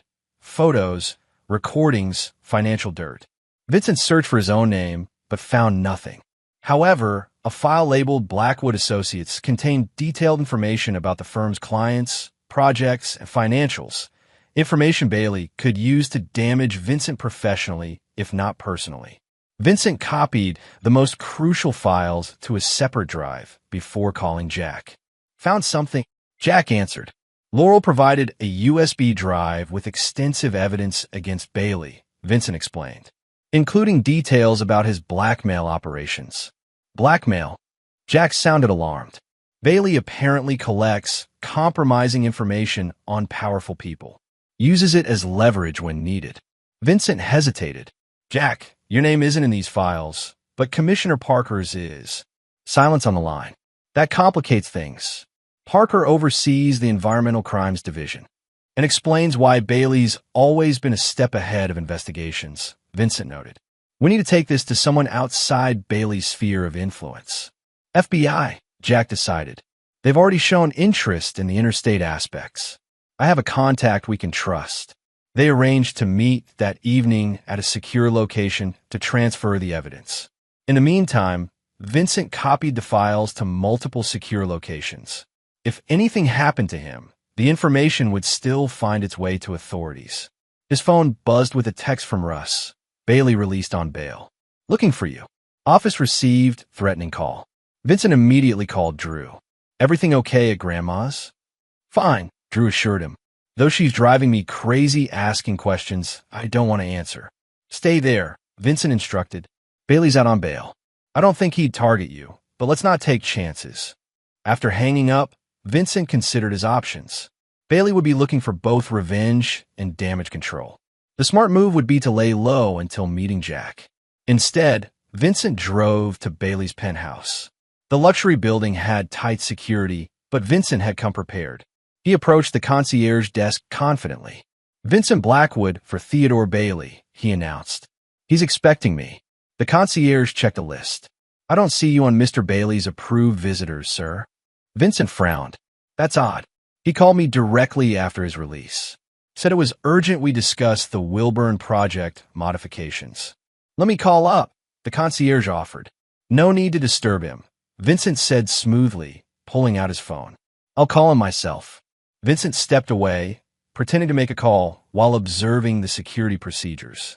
2 key cards needed, one for the elevator, one for the penthouse floor. Armed security guard by the private elevator. After a moment, Vincent returned to the desk. Mr. Bailey says there must have been a misunderstanding. We're rescheduling for tomorrow. As Vincent turned to leave, he spotted Diane Walsh entering the lobby. Their eyes met briefly before Vincent ducked his head and quickened his pace. Too late. Mr. Blackwood, she called, her voice carrying across the marble expanse. What a surprise. Vincent turned, forcing a neutral expression. Ms. Walsh, I wouldn't have expected to find you here, she said, approaching with measured steps. Especially today. Just clearing up a misunderstanding about a meeting, Vincent explained smoothly. I see. Her eyes narrowed slightly. Mr. Bailey is quite occupied today, as I'm sure you can imagine. Of course. Give him my regards. Vincent turned to go, but Diane placed a manicured hand on his arm. Actually, since you're here, Mr. Bailey asked me to convey a message if I saw you. Vincent waited, maintaining his neutral expression. He wanted you to know that his offer remains open. $5 million, no questions asked. Her voice lowered. It would be the sensible choice, Mr. Blackwood. Some situations have no winners, only survivors. Vincent removed her hand from his arm. I appreciate the message, Ms. Walsh. My answer remains the same. Her smile never reached her eyes. He thought you might say that. His alternative proposal is less financial in nature. Meaning some accidents can't be traced, she said softly. Brakes fail. Gas lines leak. Structural supports weaken. Vincent held her gaze. Is that a threat, Ms. Walsh? Merely an observation from someone who's seen how these situations typically resolve. She stepped back. Good day, Mr. Blackwood. Vincent watched her cross the lobby to the private elevator, where the security guard nodded respectfully and swiped his card. As the doors closed, Diane looked directly at Vincent with a smile that chilled his blood. Outside, Vincent called Jack again. Bailey's using Diane Walsh to deliver threats. They mention accidents, brake failures, gas leaks, structural failures. Documented, witnessed, but not recorded, Vincent admitted. Not enough for additional charges, Jack said regretfully, but definitely enhances the threat assessment. I'm sending a patrol car past your house and office at regular intervals. Thanks, but I won't be at either location, Vincent explained. I'm going underground until our meeting. Smart. Bailey's probably got people watching both places. Vincent's next call was to Russ. I need you to activate the contingency protocol we discussed. Already done, Russ confirmed. All evidence secured in multiple locations. Deadman switches set. If anything happens to either of us, everything goes public simultaneously through 6 different channels. And the firm? Essential operations continuing with minimal staff. Most employees working remotely due to office renovations. Vincent felt a surge of gratitude for his partner's efficiency. Make sure everyone stays clear of the office for the next 48 hours. Bailey's making threats through Diane Walsh. Jesus, Russ muttered. This is getting serious, Vince. It was always serious, Vincent replied. Bailey just didn't realize who he was dealing with. For the next several hours, Vincent moved carefully through the city, changing locations regularly, using cash for all transactions, keeping his phone off except for brief, necessary communications. By evening, he made his way to the arranged meeting point with Jack, an abandoned construction site Vincent's firm had evaluated last year but deemed structurally unsound for renovation. The irony wasn't lost on him. Jack arrived alone, as planned. You look like hell, Vince. Been a long day, Vincent admitted, handing over the USB drive. Everything Bailey's operation is there. The blackmail files are particularly interesting. Jack pocketed the drive. FBI contact, is meeting me in an hour. With this evidence, they'll be able to secure warrants for Bailey's other properties, including that Vermont Lodge Laurel mentioned. When will they move? Tomorrow morning, Jack said. Multiple coordinated raids. Bailey won't have time to destroy evidence. Vincent nodded, feeling a weight lift from his shoulders. It's almost over then. Jack looked skeptical. The legal process is just beginning, Vince. Trials, appeals, it could take years. But Bailey's operation will be dismantled, Vincent pointed out. His reputation destroyed. His freedom severely limited. If everything goes according to plan, Jack agreed. Speaking of which, where will you be staying tonight? Not at home, I hope. Hotel under a different name, Vincent assured him. Drew's safe at my mother's. And Laurel? Vincent frowned. I don't know. Haven't spoken to her since this morning. Might be worth checking, Jack suggested. If Bailey suspects she provided evidence. The implication hung in the air. Vincent pulled out his phone and dialed Laurel's number. It went straight to voicemail. No answer, he reported, a niggle of concern forming despite his anger toward her. I'll have someone drive by her hotel, Jack promised. Just to be safe. They parted ways with a quick handshake, Jack heading to his FBI contact, Vincent to his temporary sanctuary. As Vincent drove, his mind raced with possibilities. By this time tomorrow, Bailey's empire could be crumbling. Justice for Drew, consequences for Bailey, closure for their family. Yet something nagged at him. Laurel's warning about Bailey's dangerous desperation, her unanswered phone, Diane Walsh's thinly veiled threats. Bailey had been backed into a corner, and cornered predators were unpredictable. Vincent checked into a nondescript hotel near the airport, paying cash, using a name from one of the firm's shell companies created for discreet property acquisitions. Once in his room, he checked for signs of surveillance or tampering. Satisfied he was secure, he finally allowed himself to relax slightly. His phone buzzed with a text from Jack. FBI impressed with evidence. Raid scheduled for 6 a.m. Stay low until then. Vincent sent brief messages to Drew and Russ, confirming his safety without revealing his location. Then he tried Laurel again, still straight to voicemail.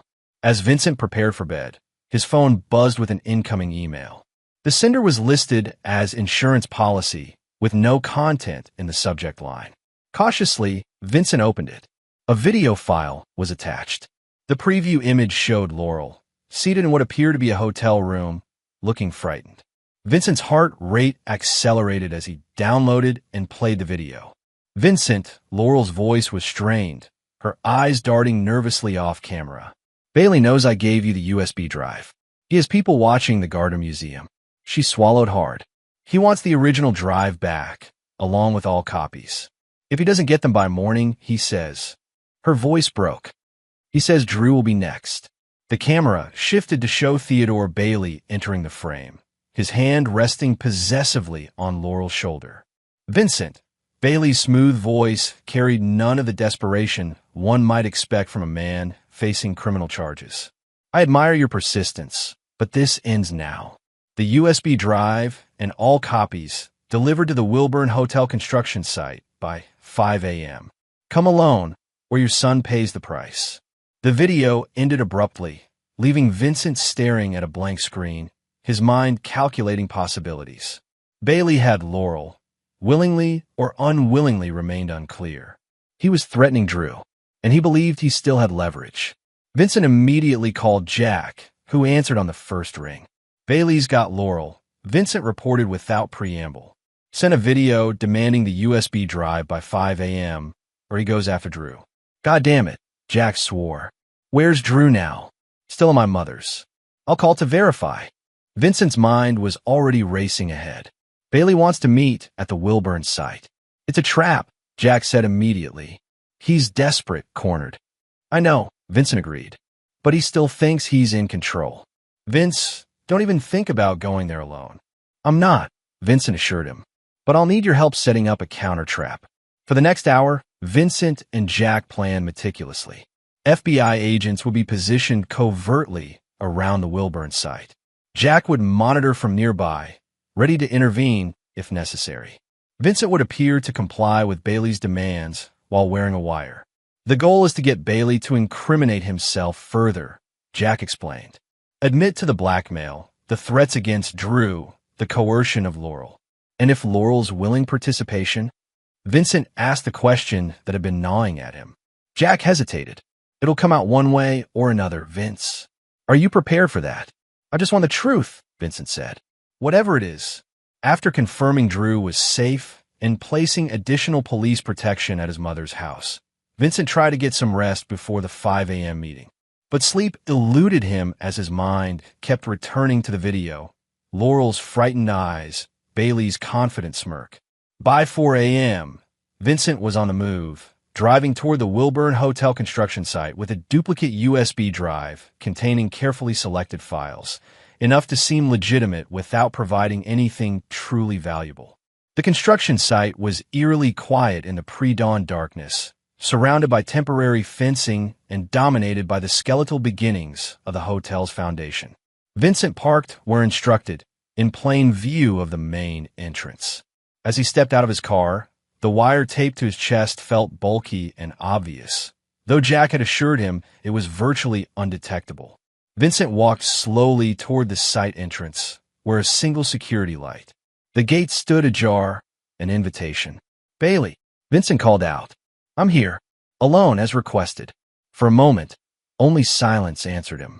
Then footsteps crunched on gravel, and Diane Walsh emerged from the shadows. Mr. Blackwood, she greeted him coolly. You came. Where's Laurel? Vincent demanded. Where's Bailey? All in good time, Diane replied. The USB drive first. Vincent produced the duplicate, holding it up. I want to see Laurel before I hand this over. Diane smiled thinly. That's not how this works. The drive, then your wife. Ex-wife, Vincent corrected automatically. Not technically, Diane noted. The divorce isn't final. Before Vincent could respond, Bailey himself stepped out from behind a construction trailer, alone, no sign of Laurel. Vincent, Bailey greeted him, as if they were meeting for a business lunch rather than a 5 a.m. blackmail exchange. I appreciate your punctuality. Where's Laurel? Vincent repeated. Bailey gestured vaguely. Safe. For now.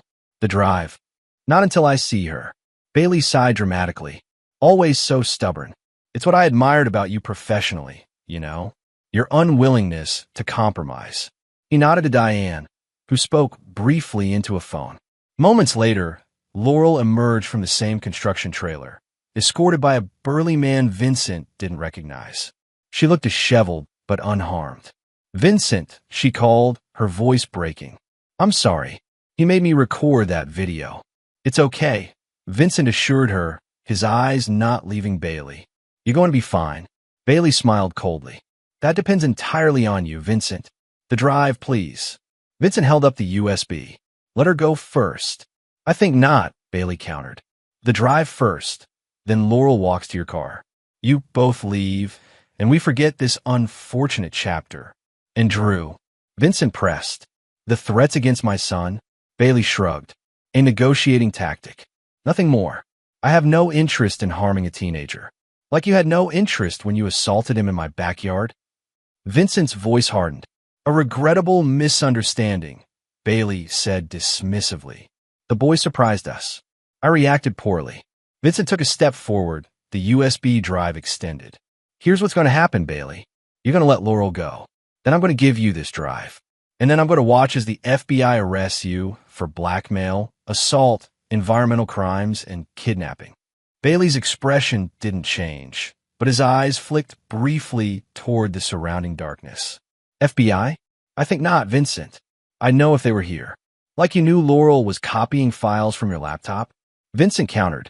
Like you knew your environmental crimes were being investigated? You're not as clever as you think, Bailey. A flicker of uncertainty crossed Bailey's face before he mastered it. Enough games.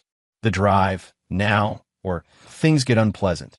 Vincent tossed the USB drive onto the ground between them. Take it.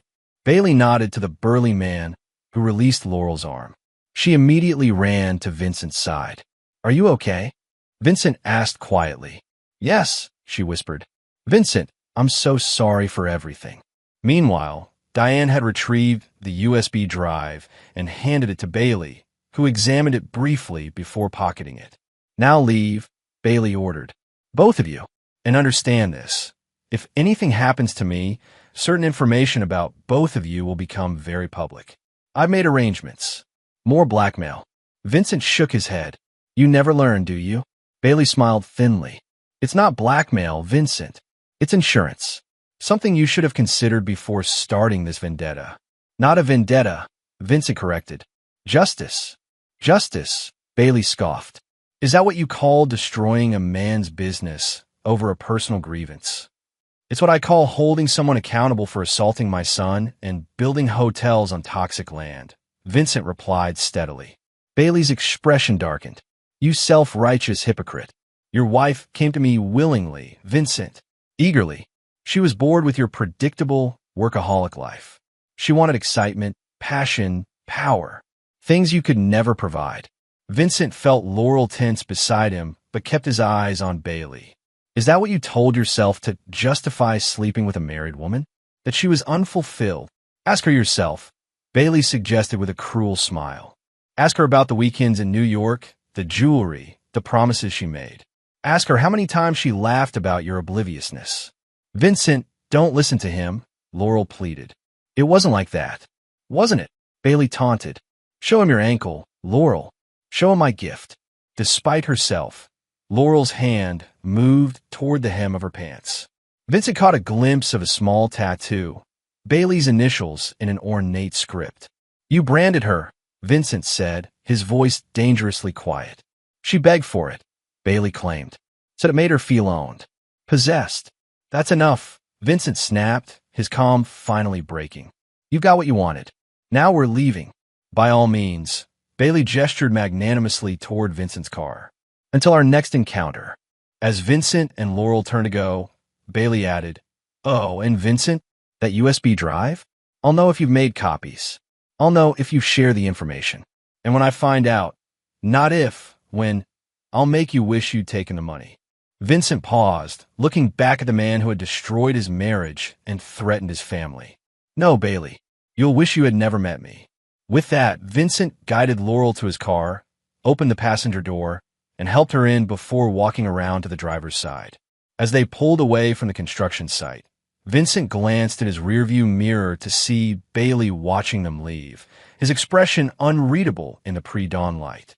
Vincent, Laurel began once they were on the main road. I need to explain. Not yet, Vincent interrupted, turning off the wire taped to his chest. He tapped his ear, where a nearly invisible earpiece allowed him to communicate with Jack. Are we clear? Jack's voice came through. Clear. We got everything.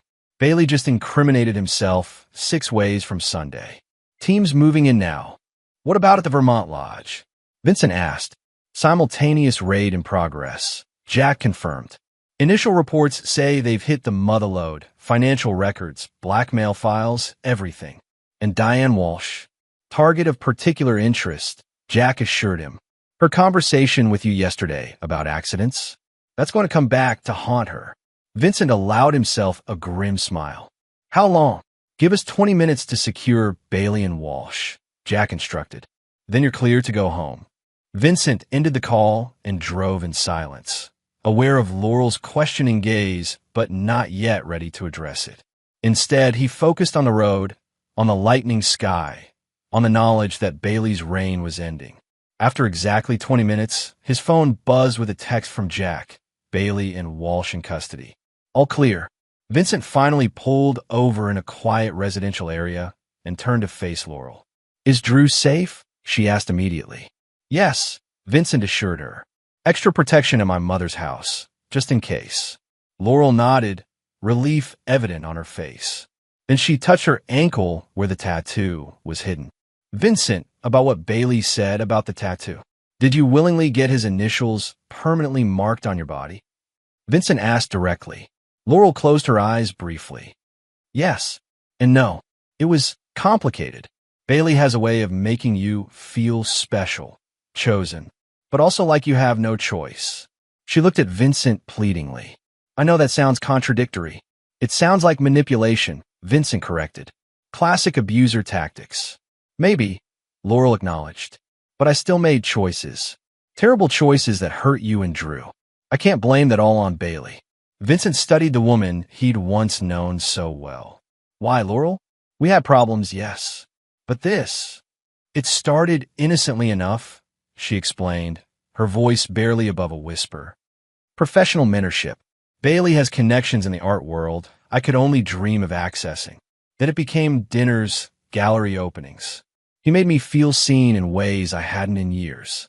Because I was too busy with work, Vincent supplied the familiar guilt resurfacing. Partly, Laurel admitted. But that's no excuse. By the time I realized who Bailey really was, how he uses people, discards them, I was in too deep. He had photos, recordings. Threatened to send them to the school board, to Drew. Vincent's jaw tightened. When did the threat start? About a month ago, when I tried to end it, Laurel said. That's when he started pushing to come to the house, to mark his territory. And the journal entries? The ones describing how exciting he was, how I never noticed you. Laurel looked away. He asked me to write those. Said he enjoyed reading them. I think he was already planning to show them to you eventually. To hurt you. Vincent absorbed this information silently. Parts rang true. Bailey's manipulative nature, his desire to control and possess. Other parts seemed like convenient revisions of history. Where do we go from here? Laurel asked when the silence stretched too long.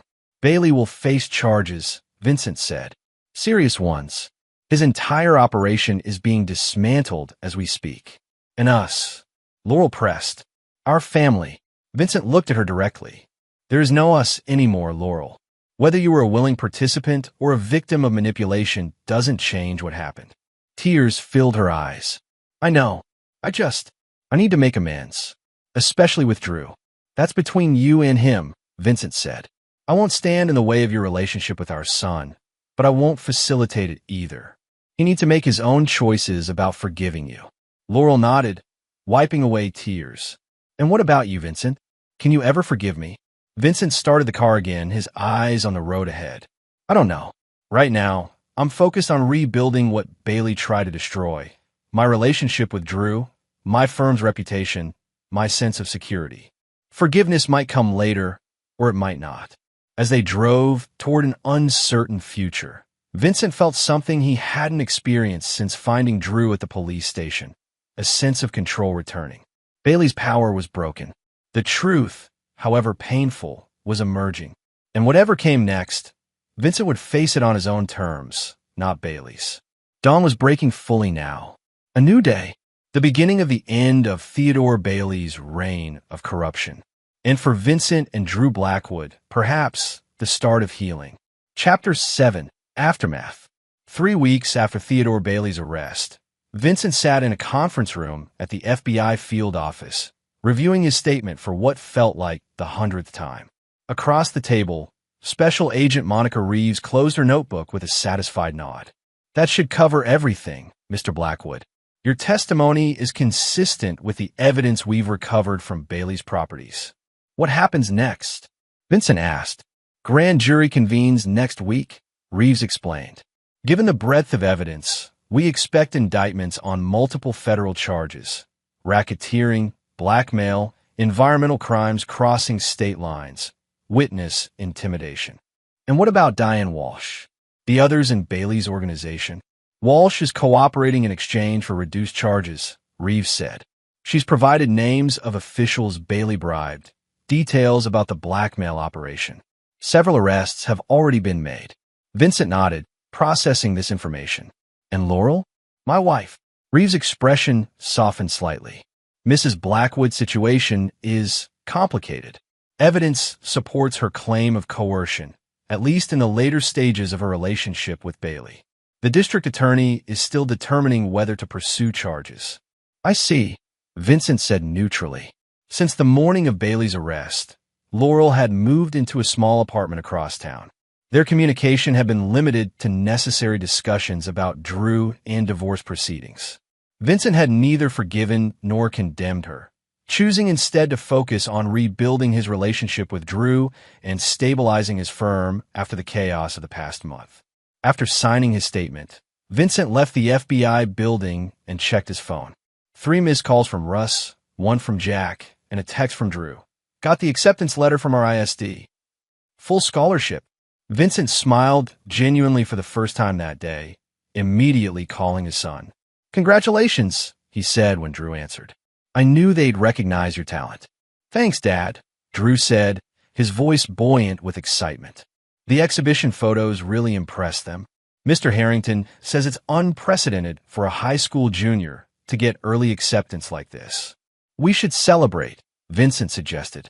Dinner at Marconi's? Actually, Drew hesitated. I was thinking maybe we could invite Mom. She helped with my portfolio before everything. Vincent paused, considering his response carefully. If that's what you want, of course. Is it weird? Should I not have asked? It's not weird, Vincent assured him. She's your mother, and this is your achievement. We can set aside our issues for one night. After ending the call, Vincent sat in his car, contemplating what lay ahead. Dinner with Laurel would be their first social interaction since Bailey's arrest. Drew had begun speaking with her again 2 weeks ago. Brief, cautious conversations that Vincent had encouraged despite his own complicated feelings. His phone rang, Russ again. Finally, his partner said when Vincent answered, Been trying to reach you all morning. FBI interview, Vincent explained. What's up? The city's pulling all permits issued under the previous building commissioner, Russ reported. Every Bailey project is under review. And here's the kicker. They want us to lead the structural reassessment of the Horizon Tower. Vincent frowned. Bailey's flagship hotel? The one that opened last year. The very same, Russ confirmed. Given our expertise and our role in exposing Bailey's corruption, the city considers us the most qualified to identify potential safety issues. That's ironic, Vincent observed. Bailey's pride and joy under our microscope. Poetic justice, Russ agreed. There's more. The Wilburn site? Environmental protection agencies taking control. Initial remediation estimate is $7 million, all billed to Bailey Development. Vincent couldn't help but smile grimly. Bailey's empire was crumbling brick by brick, just as he'd promised. His next call was to Jack, who answered with his customary bluntness. Bail hearing for Bailey this afternoon, Jack said without preamble. Prosecution's asking for remand. No bail, given the witness intimidation charges and flight risk. Will they get it? Vincent asked. Good chance.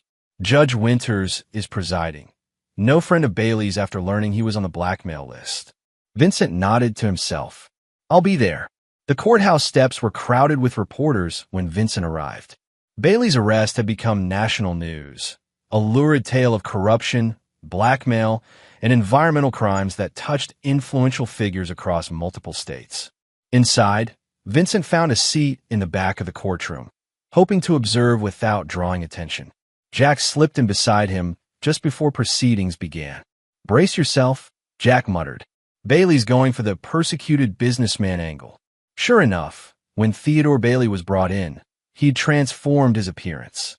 Gone was the expensive tailoring and confident smirk. In their place, a subdued navy suit, slightly too large, and an expression of wounded dignity.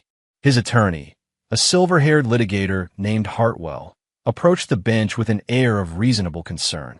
Your Honor, my client is a respected businessman with deep ties to this community. He poses no flight risk and is eager to clear his name of these unfounded accusations. The prosecutor, a sharp-faced woman Vincent had met during FBI interviews, rose immediately. Unfounded, Your Honor. We have documented evidence of Mr. Bailey threatening witnesses, including a minor. We have financial records showing systematic bribery of public officials. And most concerning, we have reason to believe Mr. Bailey maintains offshore accounts and properties that make him an extreme flight risk.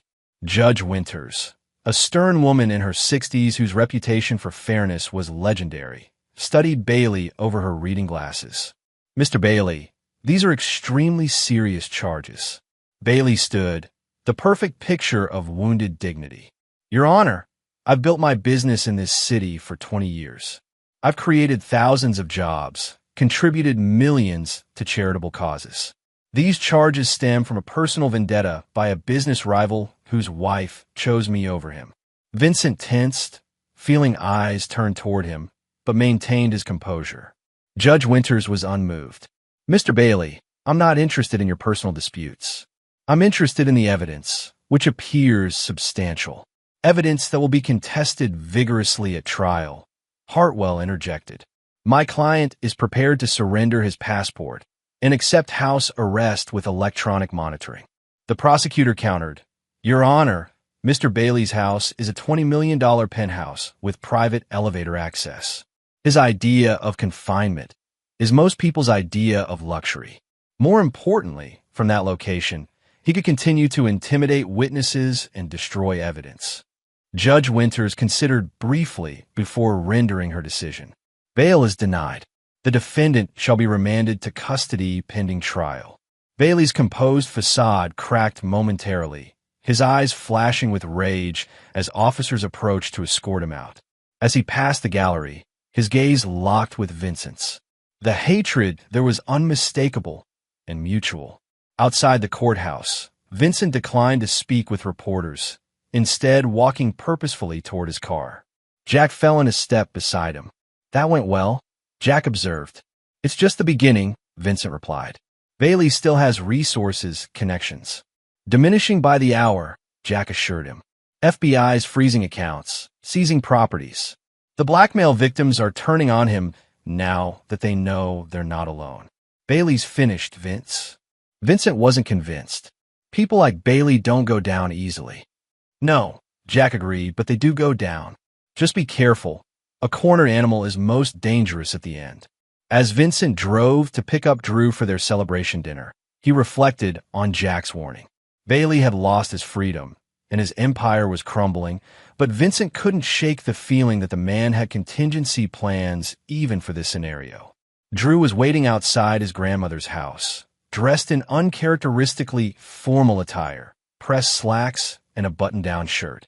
"You look nice," Vincent observed as Drew climbed into the car. Drew shrugged self-consciously. "Grandma insisted. Said it's not every day you get accepted to RISD. She's right about that." Vincent smiled, proud of his son's achievement despite everything they'd been through. "How are you feeling about seeing your mom tonight?" Drew looked out the window. "Okay, I guess. We've talked a few times. She seems different." "Different how?" "Sadder. More real, maybe." Drew struggled to articulate the change. "Before, she always seemed perfect. Now she just seems human." Vincent nodded, understanding exactly what Drew meant. Laurel's carefully constructed facade had shattered along with their marriage, revealing the flawed, complicated woman beneath. They arrived at Marconi's, an upscale Italian restaurant that had been a family favorite for special occasions, to find Laurel already seated at a corner table. She stood as they approached, uncertainty written across her face. "Drew," she said, opening her arms hesitantly. "Congratulations, sweetheart."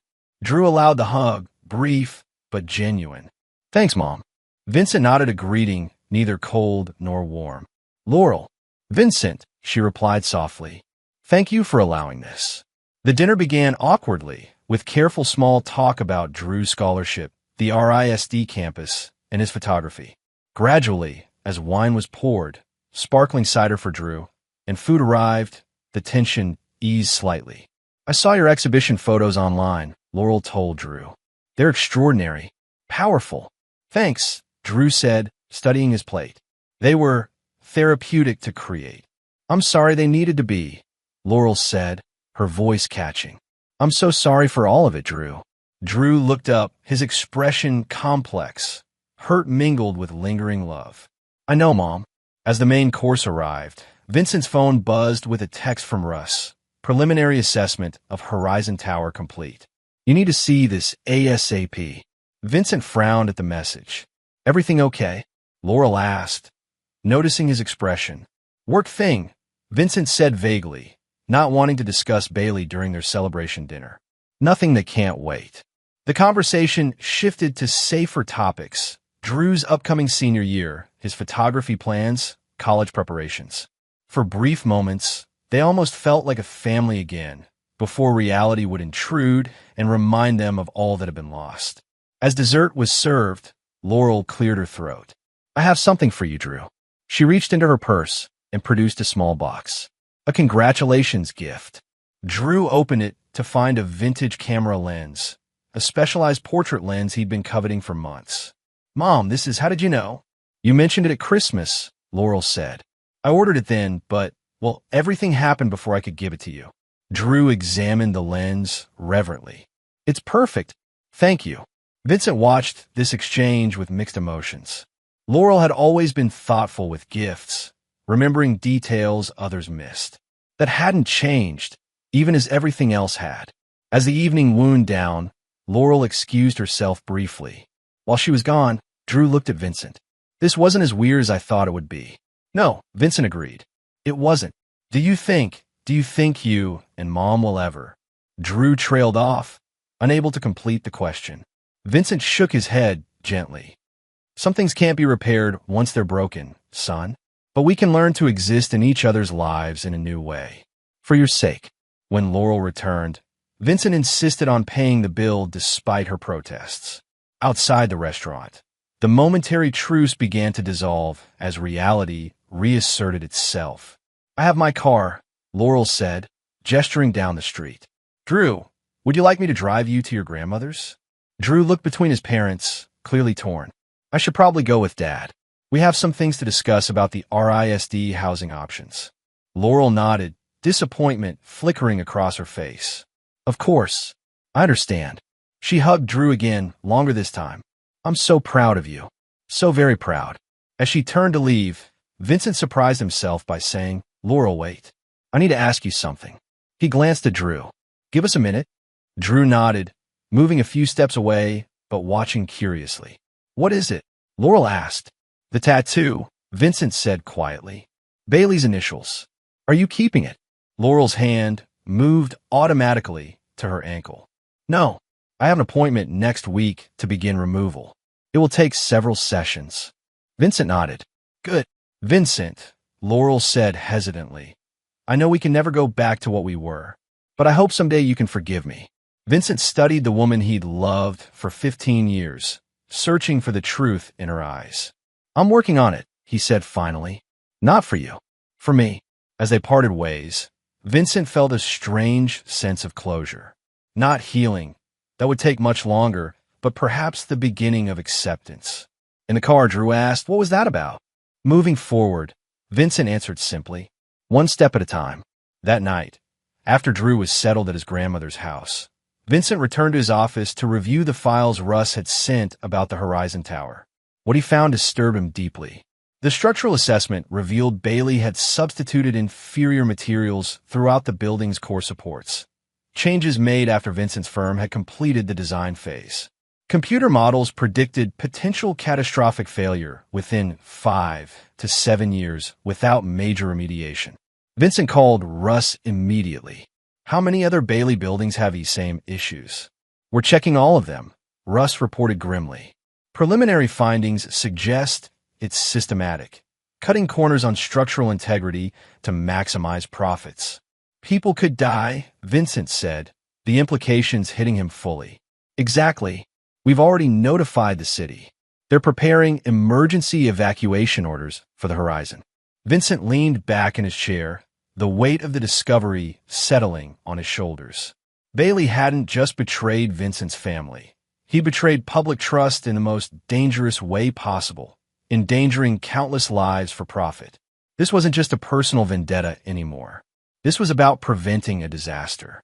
The next morning, Vincent appeared at a hastily arranged press conference alongside city officials. As the structural engineer who had designed the original plans for the Horizon Tower, his assessment carried significant weight. The modifications made during construction have compromised the building's integrity, Vincent explained to the assembled reporters. Our models indicate potential failure points in the central support columns. Is the building in immediate danger of collapse? A reporter called out.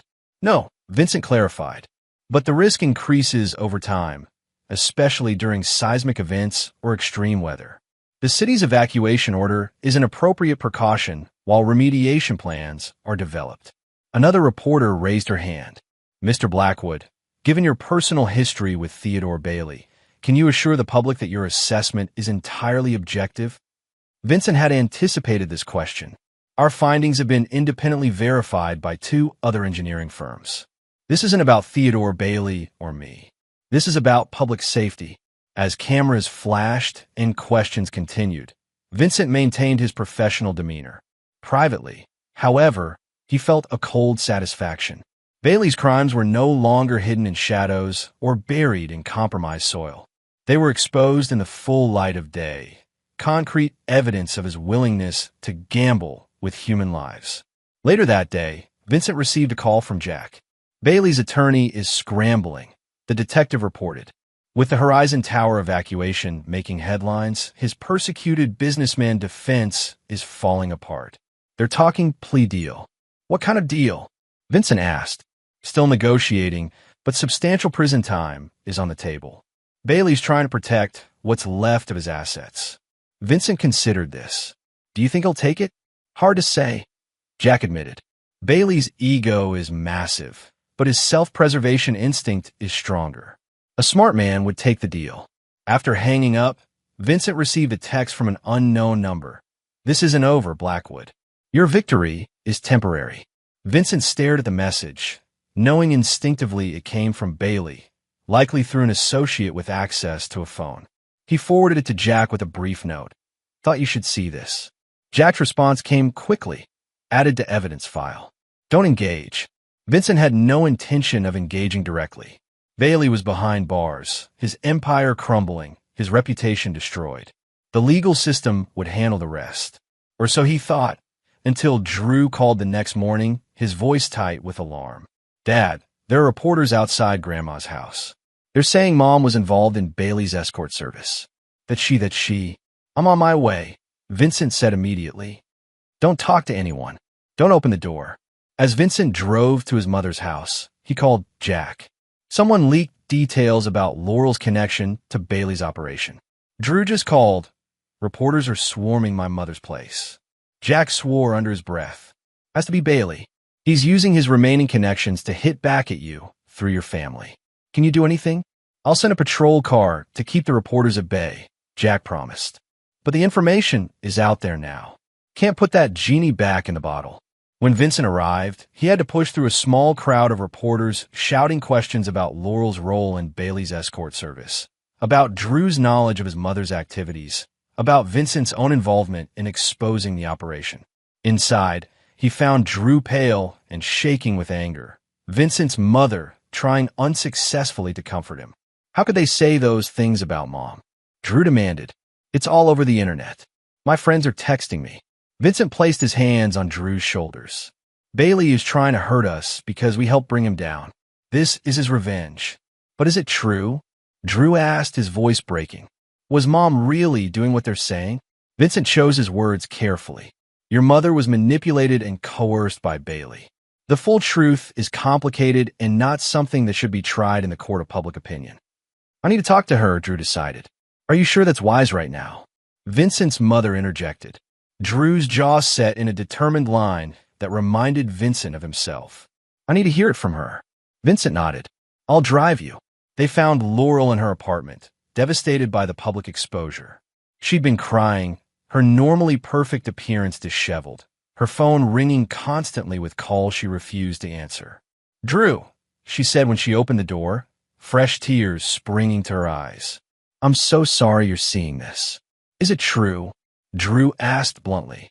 Laurel looked at Vincent, then back to her son. Not the way they're reporting it. Bailey, he has a way of drawing people in, making them dependent on him. I made terrible choices, but I never willingly participated in what they're claiming. For the next hour, Laurel explained as delicately as possible how Bailey had gradually entangled her in his world, using a combination of flattery, opportunity, and later threats to maintain his control. Drew listened silently, his expression cycling through disbelief, anger, and finally a fragile understanding. Why didn't you ask for help? He finally asked. Why didn't you tell Dad? Pride, Laurel admitted. Shame. Fear. By the time I realized how deep I was, it felt impossible to find a way out without destroying everything. Vincent, who had remained largely silent, finally spoke. Bailey specialized in creating no-win situations. That was his power. Drew looked at his father, surprised by what sounded like a defense of Laurel. You believe her? I believe Bailey is a master manipulator who used people for his own gain, Vincent said carefully. Your mother made choices she regrets. Both things can be true. As they prepared to leave, Laurel touched Vincent's arm. Thank you, she said quietly, for bringing Drew, for not making this worse. Vincent nodded. Bailey's trying to hurt us all. I won't help him succeed. Outside, as they walked to Vincent's car past a smaller group of reporters, Drew suddenly stopped. I want to make a statement. Drew, that's not a good idea, Vincent cautioned. Yes, it is, Drew insisted. These vultures are feeding on our family's pain. I want them to see the real cost. Before Vincent could stop him, Drew turned to face the cameras. My name is Drew Blackwood. The woman you're smearing with headlines and innuendo is my mother. The family you're treating as entertainment is mine. Theodore Bailey didn't just commit financial crimes. He destroyed real lives. Mine included. Drew's voice grew stronger as he continued. You want a story? Here's your story. A wealthy, powerful man used his position to manipulate and coerce a woman, then tried to destroy her when she helped expose his crimes. That's not gossip. That's abuse of power. The reporters fell silent, cameras capturing every word as Drew concluded. My mother made mistakes. But Bailey is the criminal here, and my family is paying the price for standing up to him. Think about that the next time you camp outside someone's home looking for salacious details. As Drew turned away, the reporters erupted with questions, but Vincent quickly guided his son to the car and drove away. That was impressive, Vincent said when they were safely out of range. Risky, but impressive. Drew stared out the window. I'm done letting Bailey control the narrative. About Mom, about us, about anything. Vincent felt a surge of pride, mixed with concern. Drew was showing remarkable resilience, but the public scrutiny would only intensify after his impromptu speech. That evening, Drew's statement was featured on local news broadcasts and had begun spreading on social media. The framing of the story was shifting from scandalous expose to a more nuanced exploration of Bailey's methods of control and the courage of those who stood against him. Vincent received a call from Jack late that night. Bailey's furious about the changing narrative. Apparently, he expected his leak to destroy Laurel completely. Bailey never understood Drew, Vincent observed. Never saw him as anything but a pawn. Well, that pawn just became a knight, Jack said. Also, Bailey's plea deal just got worse. Prosecutors are using the leak as evidence of continued witness intimidation. Vincent smiled grimly. Bailey's own tactics turning against him. Exactly, Jack agreed. By the way, Diane Walsh is singing like a canary. She's provided details about Bailey's offshore accounts, shell companies, everything. The feds are foreclosing on all his properties, including that Vermont lodge. After hanging up, Vincent checked his email to find a message from an attorney representing several former residents of a Bailey-developed condominium complex in Chicago. They were pursuing a class action lawsuit related to health issues allegedly caused by toxic building materials and wanted Vincent to serve as an expert witness. Similar requests had been pouring in since the Horizon Tower evacuation. Vincent's reputation as the engineer who exposed Bailey's dangerous practices had spread nationwide. He forwarded the email to Russ with a note. Another one. We should create a dedicated team for these cases. Russ replied immediately, already on it. Hired 2 forensic engineers yesterday. This could become our firm's new specialty, identifying structural fraud. Vincent considered this unexpected development. From the ashes of Bailey's attempt to destroy Blackwood and Associates, a new, more purposeful direction was emerging. They could help hold accountable those who put profit above safety, potentially saving lives in the process. For the first time since discovering Bailey and Laurel in his hot tub, Vincent felt something beyond anger or satisfaction. He felt purpose. The next morning, Vincent drove to the Horizon Tower, now emptied of residents and surrounded by construction barriers. As the lead consultant on the remediation project, he had unlimited access to the building. Inside, he documented each compromised support column, each substandard material, each deviation from the original specifications. The evidence of Bailey's willful endangerment was overwhelming. His phone buzzed with a text from Drew. My statement going viral. Got calls from 3 news outlets. Turning them all down. Some things aren't for public consumption. Vincent smiled at his son's wisdom. Proud of you, he texted back. As Vincent continued his inspection, he received another call from Jack. Bailey took the deal, the detective reported. 15 years, forfeiture of most assets, cooperation in ongoing investigations against his associates. Only 15 years. Vincent frowned. For the charges they could prove beyond doubt, Jack explained.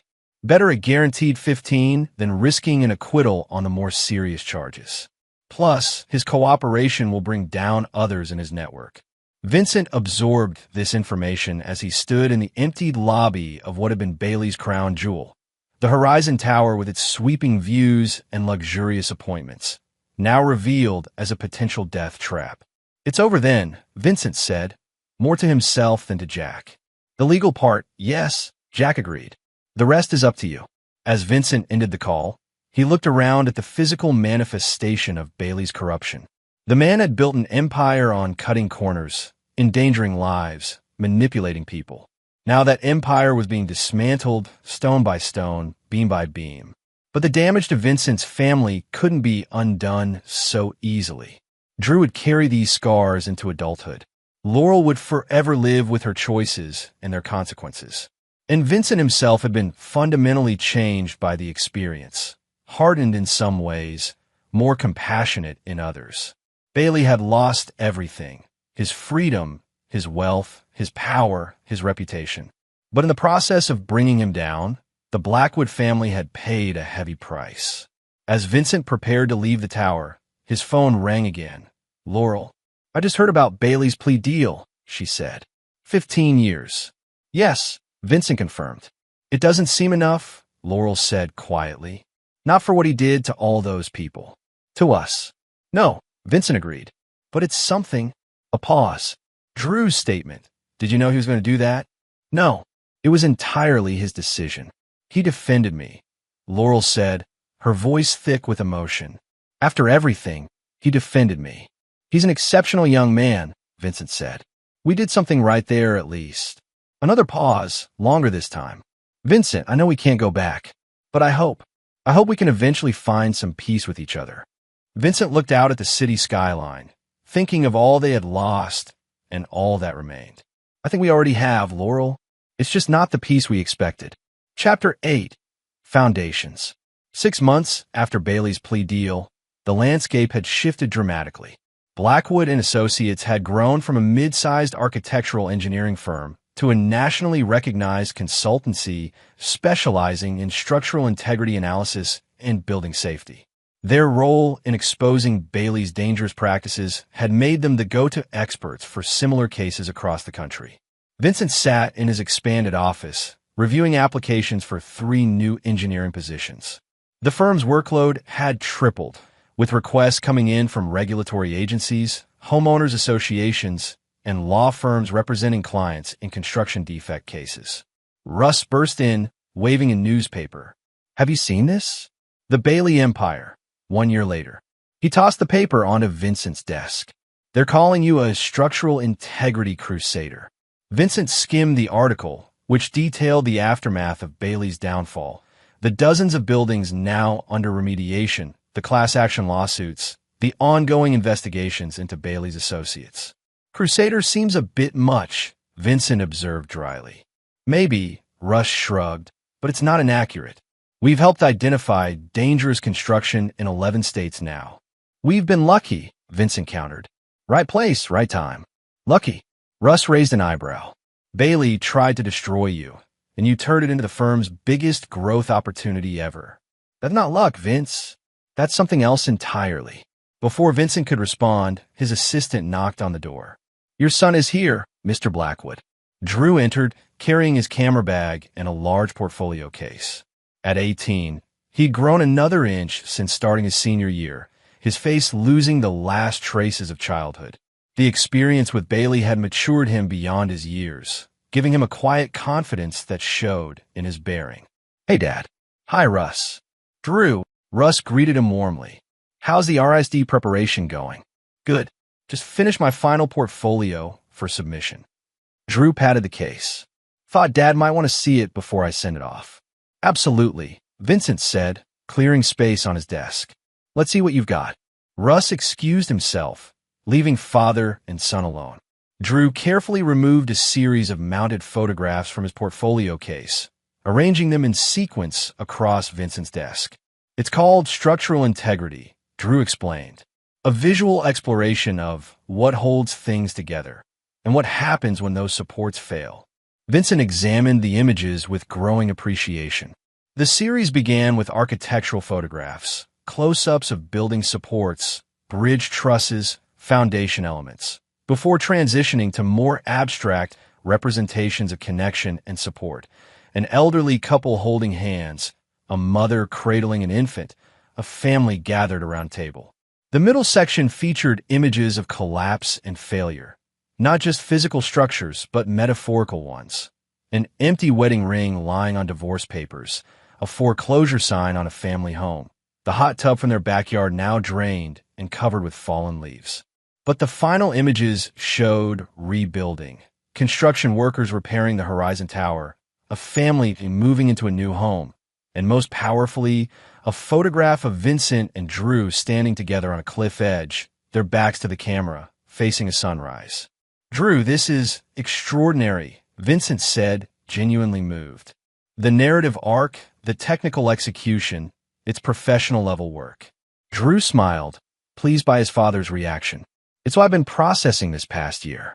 How things break, but also how they can be rebuilt, differently, maybe, but sometimes stronger. Vincent looked at his son with pride. When did you get so wise? Drew shrugged. Had a good teacher. Not in photography, in resilience.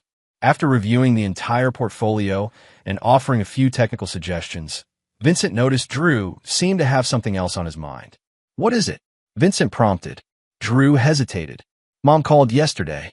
She's been offered a teaching position at RISD.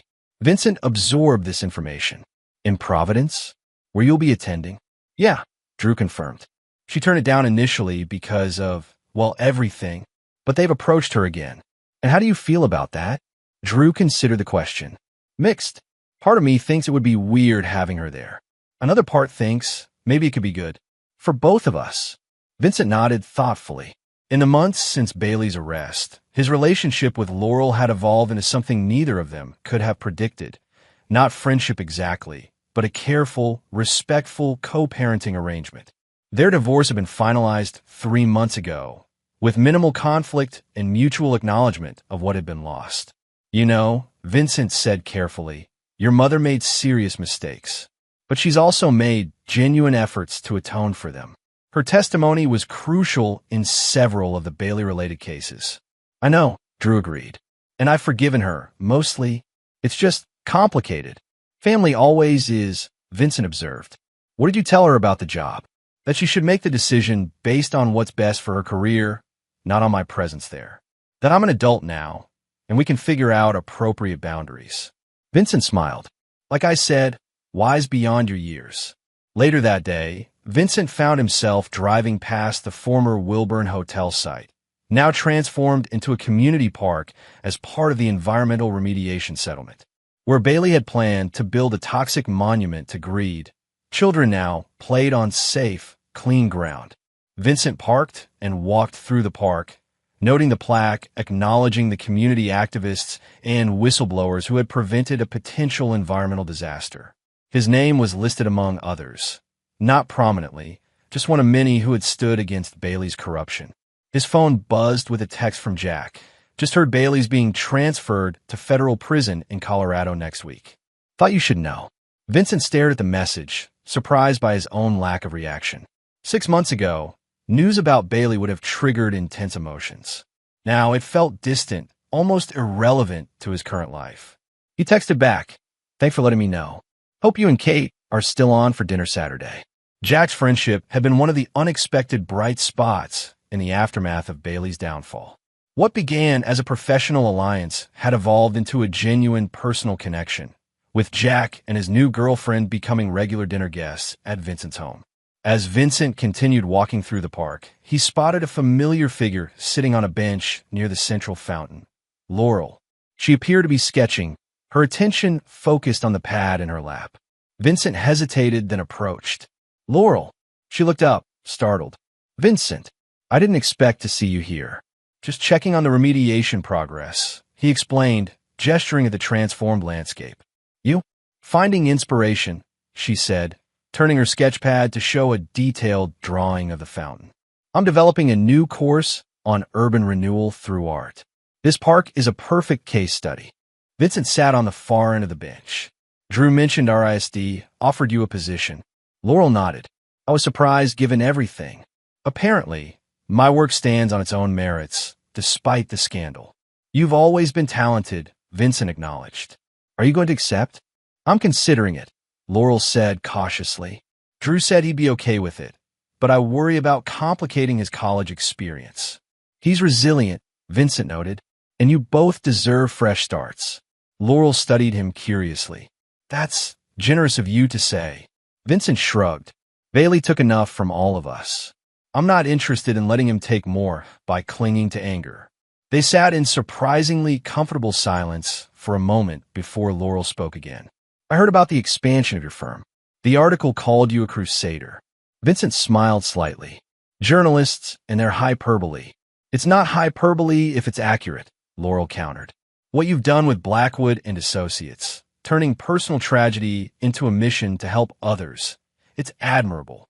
It was Russ's idea initially, Vincent admitted. I was just angry enough to go along with it. But you've embraced it, Laurel observed. Made it your purpose. Vincent considered this. I suppose I have. Another silence, less awkward than the first. Finally, Laurel closed her sketchbook. I should go. I have a faculty meeting at Westridge. As she stood, Vincent asked, Have you heard about Bailey's transfer? Jack mentioned it, Laurel confirmed. Colorado's far away.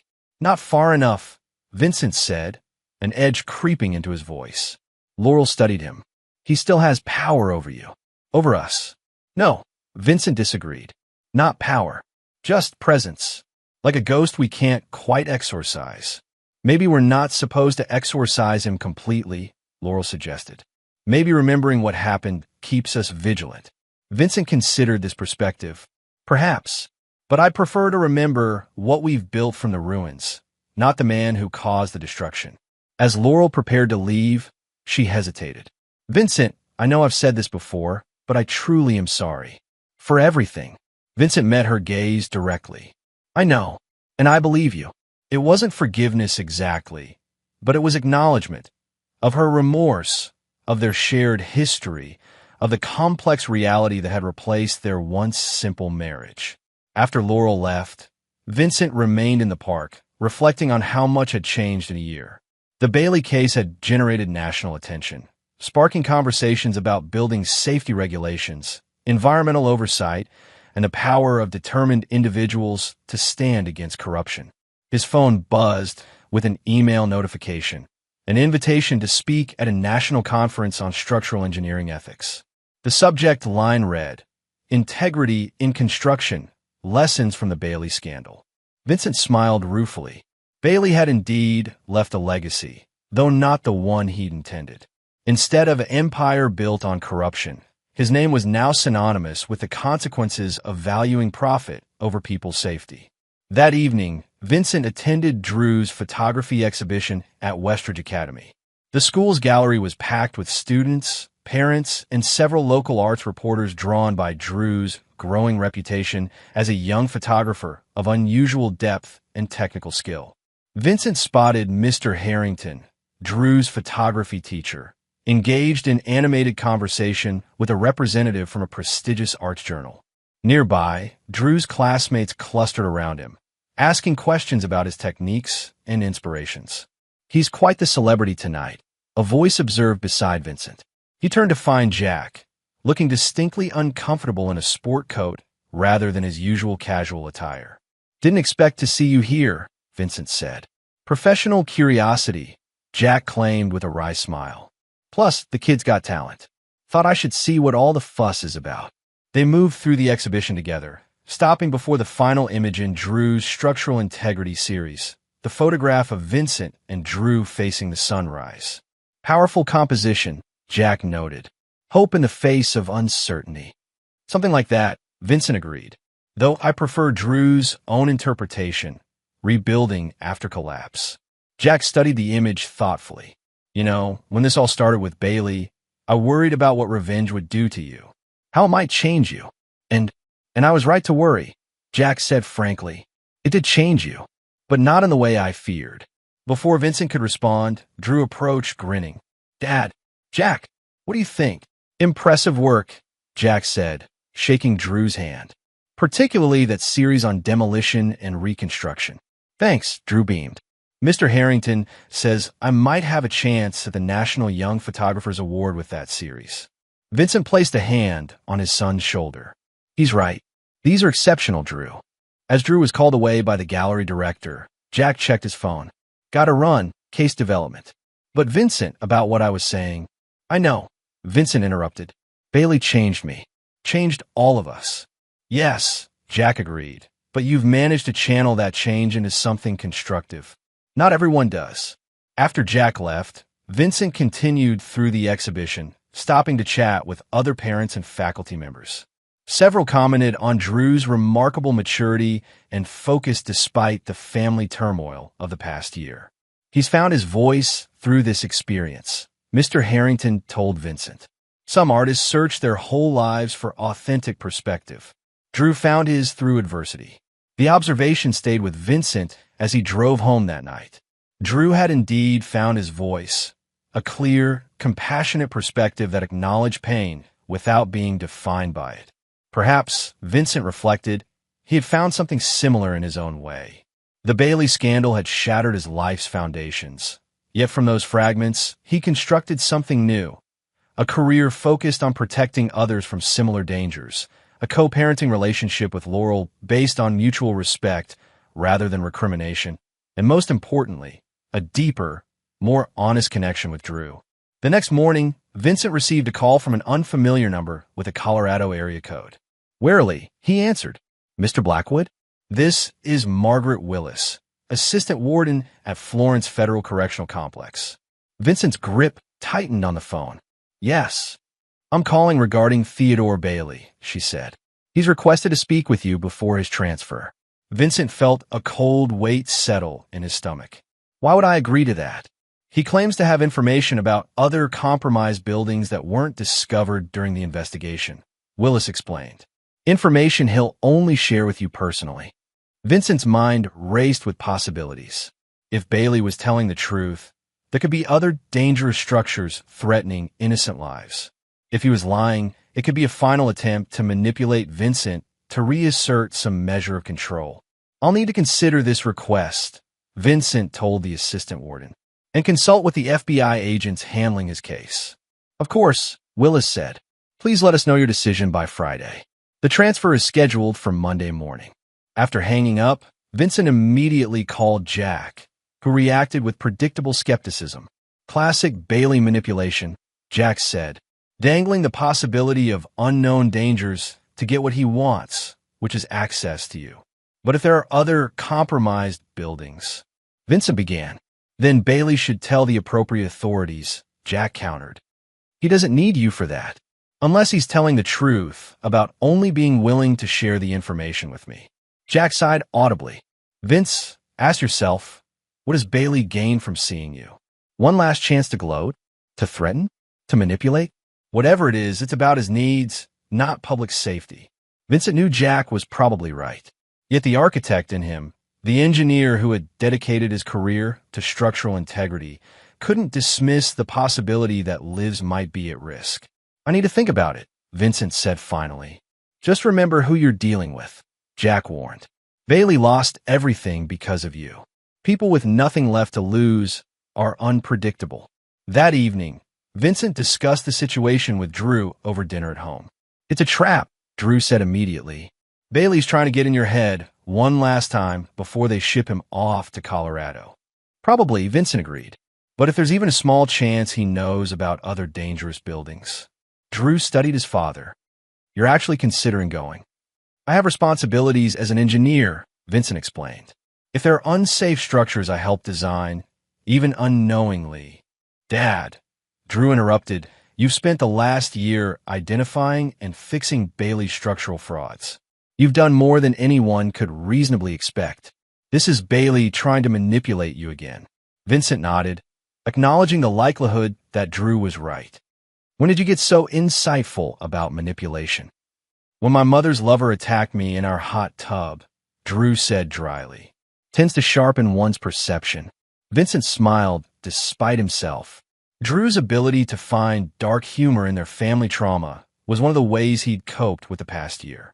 After dinner, Vincent found himself drawn to his study, where a dedicated shelf now held files related to the Bailey projects. Each represented a building where they'd identified dangerous construction practices, each a potential disaster averted. Could there be others they hadn't found yet? His phone buzzed with a text from Laurel. Drew told me about Bailey's request. Please don't go. Nothing good can come from it. Vincent stared at the message, surprised by how much her opinion still mattered. Still deciding, he texted back. Professional obligation versus common sense. Laurel's response came quickly. Bailey weaponizes people's better instincts against them. That's his specialty. She was right, of course. Bailey had targeted Laurel's artistic ambitions, Vincent's professional integrity, even Drew's dedication to truth-telling through photography.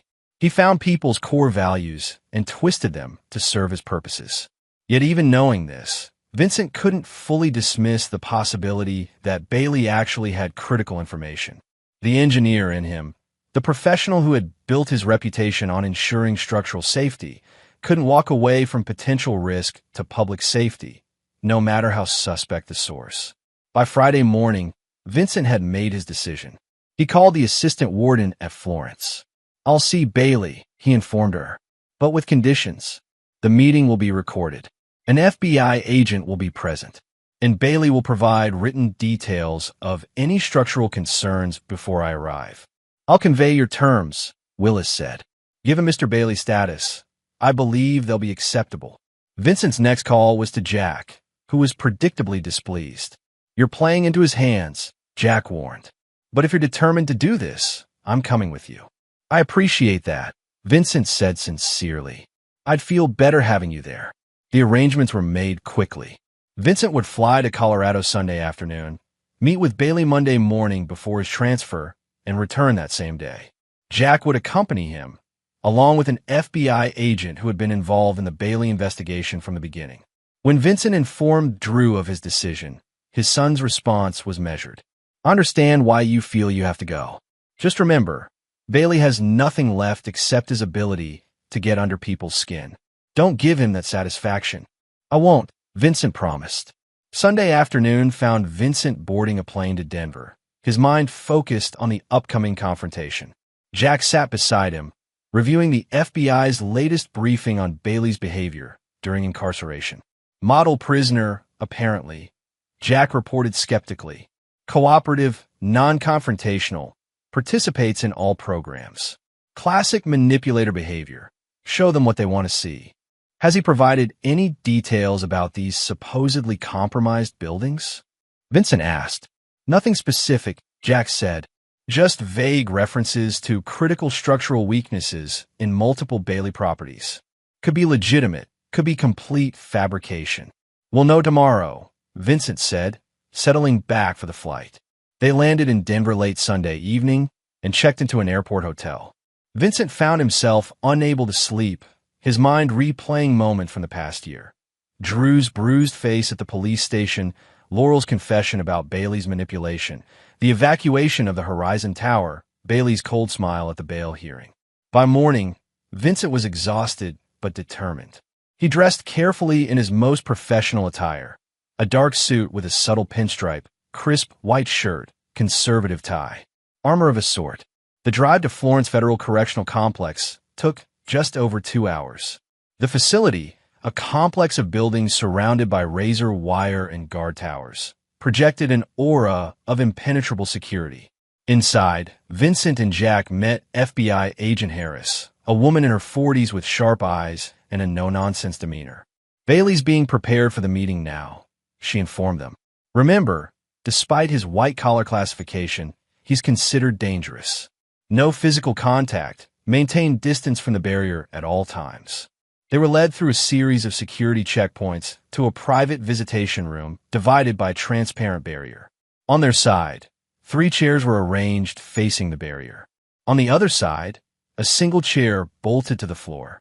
Vincent took the center seat, Jack and Agent Harris flanking him like sentinels. They waited in silence, the only sound the distant metallic clangs of prison operations. Finally, a door opened on the other side of the barrier, and Theodore Bailey entered, escorted by 2 guards. Bailey had changed dramatically in the 6 months since his sentencing. Prison life had stripped away the polished veneer that had once defined him. His hair, previously expertly colored and styled, now showed pronounced gray at the temples. His face appeared thinner, the confident smile replaced by a tight-lipped expression of careful neutrality. Only his eyes remained unchanged, calculating, assessing, missing nothing.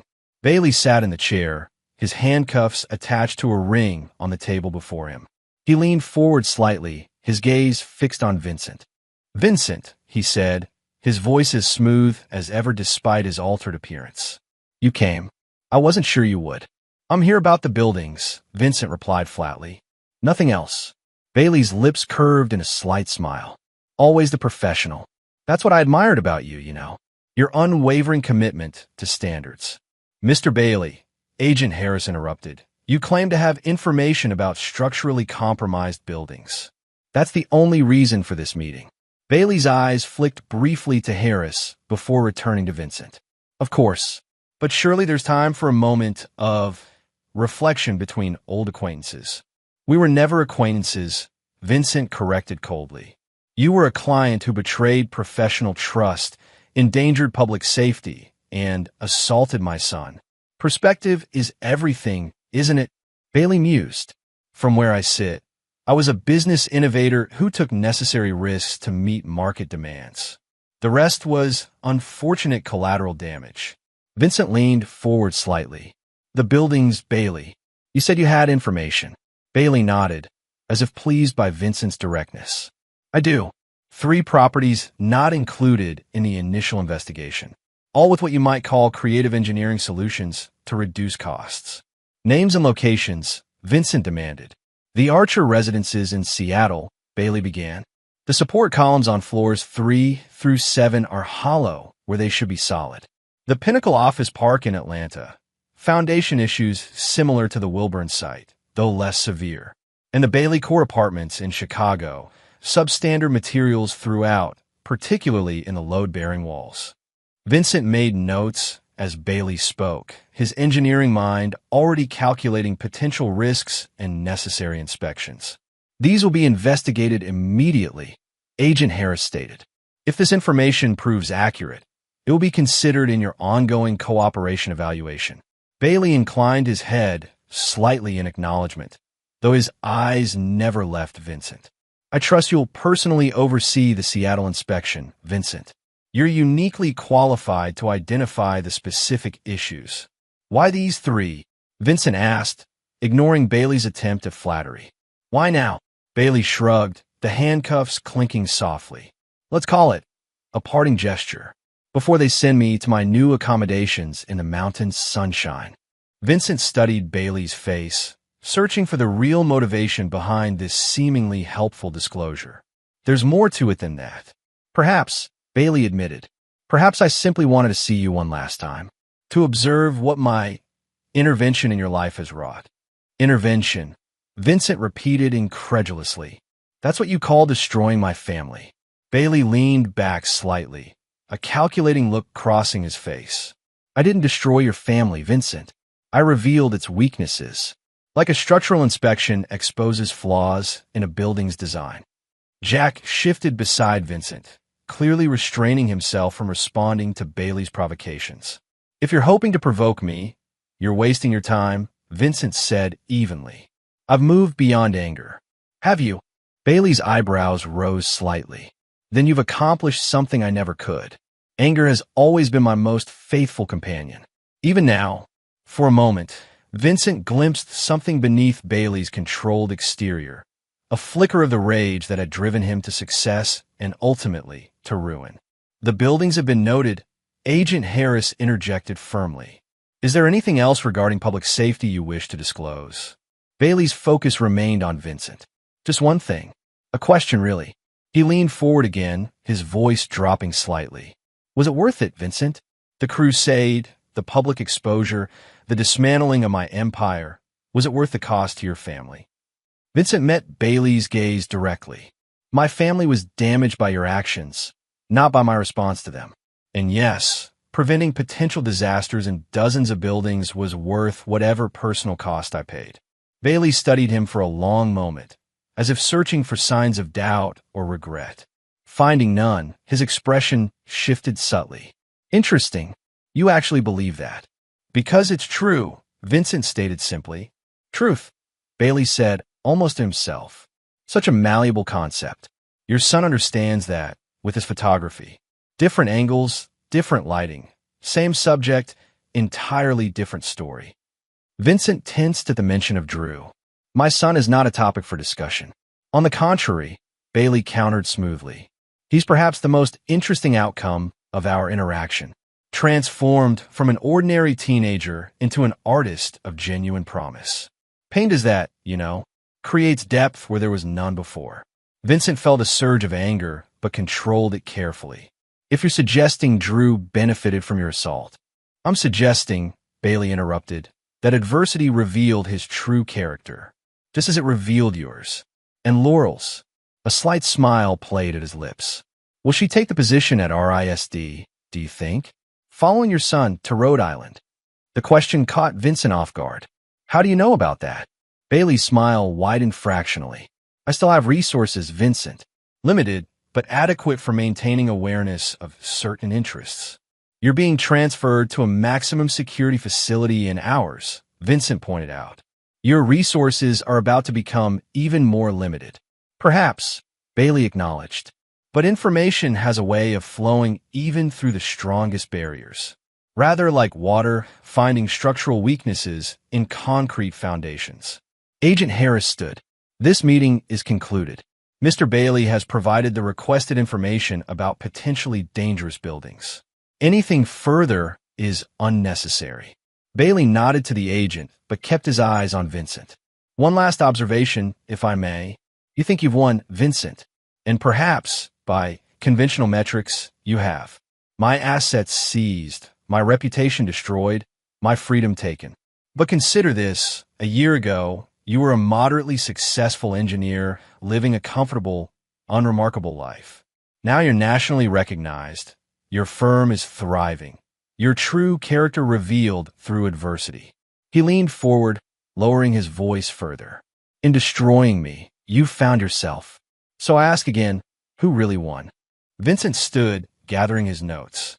This was never about winning, Bailey. It was about justice and public safety.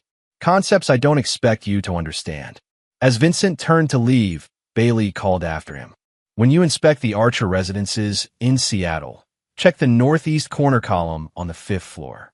That's where it's most visible. When you see it, remember this conversation. Vincent paused briefly, then continued toward the door without looking back. Jack and Agent Harris followed, neither speaking until they were well away from the visitation room. What was that about? Jack asked once they were outside. The Seattle building? I don't know, Vincent admitted. But we'll find out. On the flight home that evening, Vincent reviewed his notes from the meeting, focusing on the 3 properties Bailey had identified. All were major developments with hundreds of residents or workers potentially at risk. You're actually going to Seattle, aren't you? Jack asked, noticing Vincent's concentration. I have to, Vincent replied. If there are genuine structural issues, they need to be addressed immediately. And if it's just Bailey's final mind game? Vincent shrugged. Then I'll have wasted a trip to Seattle. But if he's telling the truth, even partially, lives could be at stake. Jack studied him thoughtfully. Bailey was right about one thing. This past year has changed you. The Vincent Blackwood I met at MIT would never have flown across the country on the word of a convicted felon. The Vincent Blackwood you met at MIT hadn't seen what happens when structural integrity is compromised for profit, Vincent countered. Hadn't understood the real-world consequences. True enough, Jack conceded. Just be careful. Bailey clearly still has an agenda where you're concerned. When Vincent arrived home that night, he found Drew waiting up for him, despite the late hour. How was it? Drew asked immediately. Seeing him, Vincent set down his briefcase and loosened his tie. Strange. He's diminished somehow. Prison has taken away the trappings that made him intimidating, but the essential Bailey remains. Did he actually know about other buildings? Or was it just a pretext? He identified 3 properties with specific structural issues, Vincent explained. I'll be heading to Seattle tomorrow to inspect the first one. Drew frowned. You're actually going? Just on his word. I have to, Vincent said simply. It's what we do now. Identify these dangers before they harm people. Drew nodded slowly. I get it. Just be careful. Bailey wouldn't have told you about these buildings without some angle we're not seeing yet. I know, Vincent assured him. I'll be on guard. 3 days later, Vincent stood in the elevator shaft of the Archer residences in Seattle, examining exactly what Bailey had described. Hollow support columns where solid ones should be. The deception was masterfully executed, visible only during the kind of invasive inspection Vincent was conducting. This is criminal, the Seattle building inspector muttered beside him. These wouldn't survive a moderate earthquake. They need to be replaced immediately, Vincent agreed. All residents should be evacuated until remediation is complete. As the inspection team began documenting the violations, Vincent examined the northeast column on the 5th floor that Bailey had specifically mentioned. At first, he saw nothing unusual beyond the same structural fraud present in the other columns. Then, looking more closely, he noticed something etched into the metal cladding. Small but unmistakable. TB plus LB. Theodore Bailey plus Laurel Blackwood. Vincent stared at the etching, understanding dawning. This building had been completed 3 years ago, long before Bailey's relationship with Laurel was supposed to have begun. This wasn't just a structural revelation. It was Bailey's final twist of a knife, his way of informing Vincent that the affair had been going on much longer than anyone had admitted. Vincent's phone rang, Russ calling for an update on the inspection. It's as bad as Bailey claimed, Vincent reported, his voice carefully neutral despite his inner turmoil. Multiple hollow support columns, substandard materials throughout. We're recommending immediate evacuation and comprehensive remediation. Jesus, Russ breathed. He actually told the truth. Partially, Vincent said, staring at the etched initials. There's more to it than public safety concerns. After completing the inspection and coordinating with local authorities on the evacuation process, Vincent flew back to Boston, his mind churning with questions. Had Laurel been involved with Bailey for years rather than months? Had her entire narrative of manipulation and coercion been a convenient fiction? He debated confronting her directly, but decided against it. Whatever the truth about the timeline, the essential facts remained unchanged. Laurel had betrayed their marriage, Bailey had assaulted Drew, and both had faced consequences for their actions. What mattered now was moving forward, not reopening old wounds. Bailey's final attempt to provoke renewed conflict would fail. The next morning, Vincent received a call from the assistant warden at Florence. Mr. Blackwood, I thought you should know. Theodore Bailey was involved in an altercation during transfer yesterday. He's in the prison medical facility with serious injuries. What happened? Vincent asked, surprised by the news. Details are still being investigated, Willis said carefully. Apparently another inmate recognized him from news coverage. Word were exchanged. Mr. Bailey's status as a snitch regarding the building's safety issues may have been a factor. After hanging up, Vincent sat at his desk, absorbing this development. Bailey had known the risks of providing information about the compromised buildings. In prison culture, cooperation with authorities often carried severe consequences. Yet he'd done it anyway, seemingly to deliver one final revelation of Vincent. The Seattle building was now being evacuated. Similar inspections were underway at the other properties Bailey had identified. Whatever his motivations, Bailey's disclosures would likely save lives. Vincent's phone buzzed with a text from Drew. Just heard about Bailey from Jack. Karma? Perhaps, Vincent replied. Or just the inevitable consequence of his choices. 1 week later, Vincent received official confirmation that all 3 buildings Bailey had identified were indeed compromised, just as he had described. Emergency remediation was underway at each location, with Blackwood and Associates consulting on the structural repairs. Vincent had chosen not to tell anyone about the etched initials he'd found in Seattle, not even Drew. Bailey's final attempt to sow discord would remain Bailey's secret, buried beneath new supports and strengthened foundations. As Vincent reviewed the preliminary remediation plans for the Chicago property, his assistant announced an unexpected visitor, Laurel. She entered his office hesitantly, dressed professionally in a tailored suit, her hair styled simply. "I hope I'm not interrupting. Just reviewing some plans," Vincent said, gesturing to a chair. "What brings you by?" Laurel sat, setting her portfolio case beside her. "I want to let you know in person. I've accepted the position at RISD. Vincent nodded. Drew mentioned they'd offered it again. "Congratulations." "Thank you," Laurel said, studying him carefully. "I spoke with Drew extensively before deciding. He seems genuinely comfortable with the arrangement. He's an adult now," Vincent observed, "making his own choices." Laurel hesitated, then asked, "And you? How do you feel about me being there?" Vincent considered the question, pushing aside thoughts of the etched initials in Seattle. "Drew's right. He's an adult. Your relationship with him is separate from what happened between us." "I appreciate that perspective," Laurel said, "more than I can express." She opened her portfolio case and removed a folder. "There's something else. The provost at RISD mentioned they're planning a new visual arts building.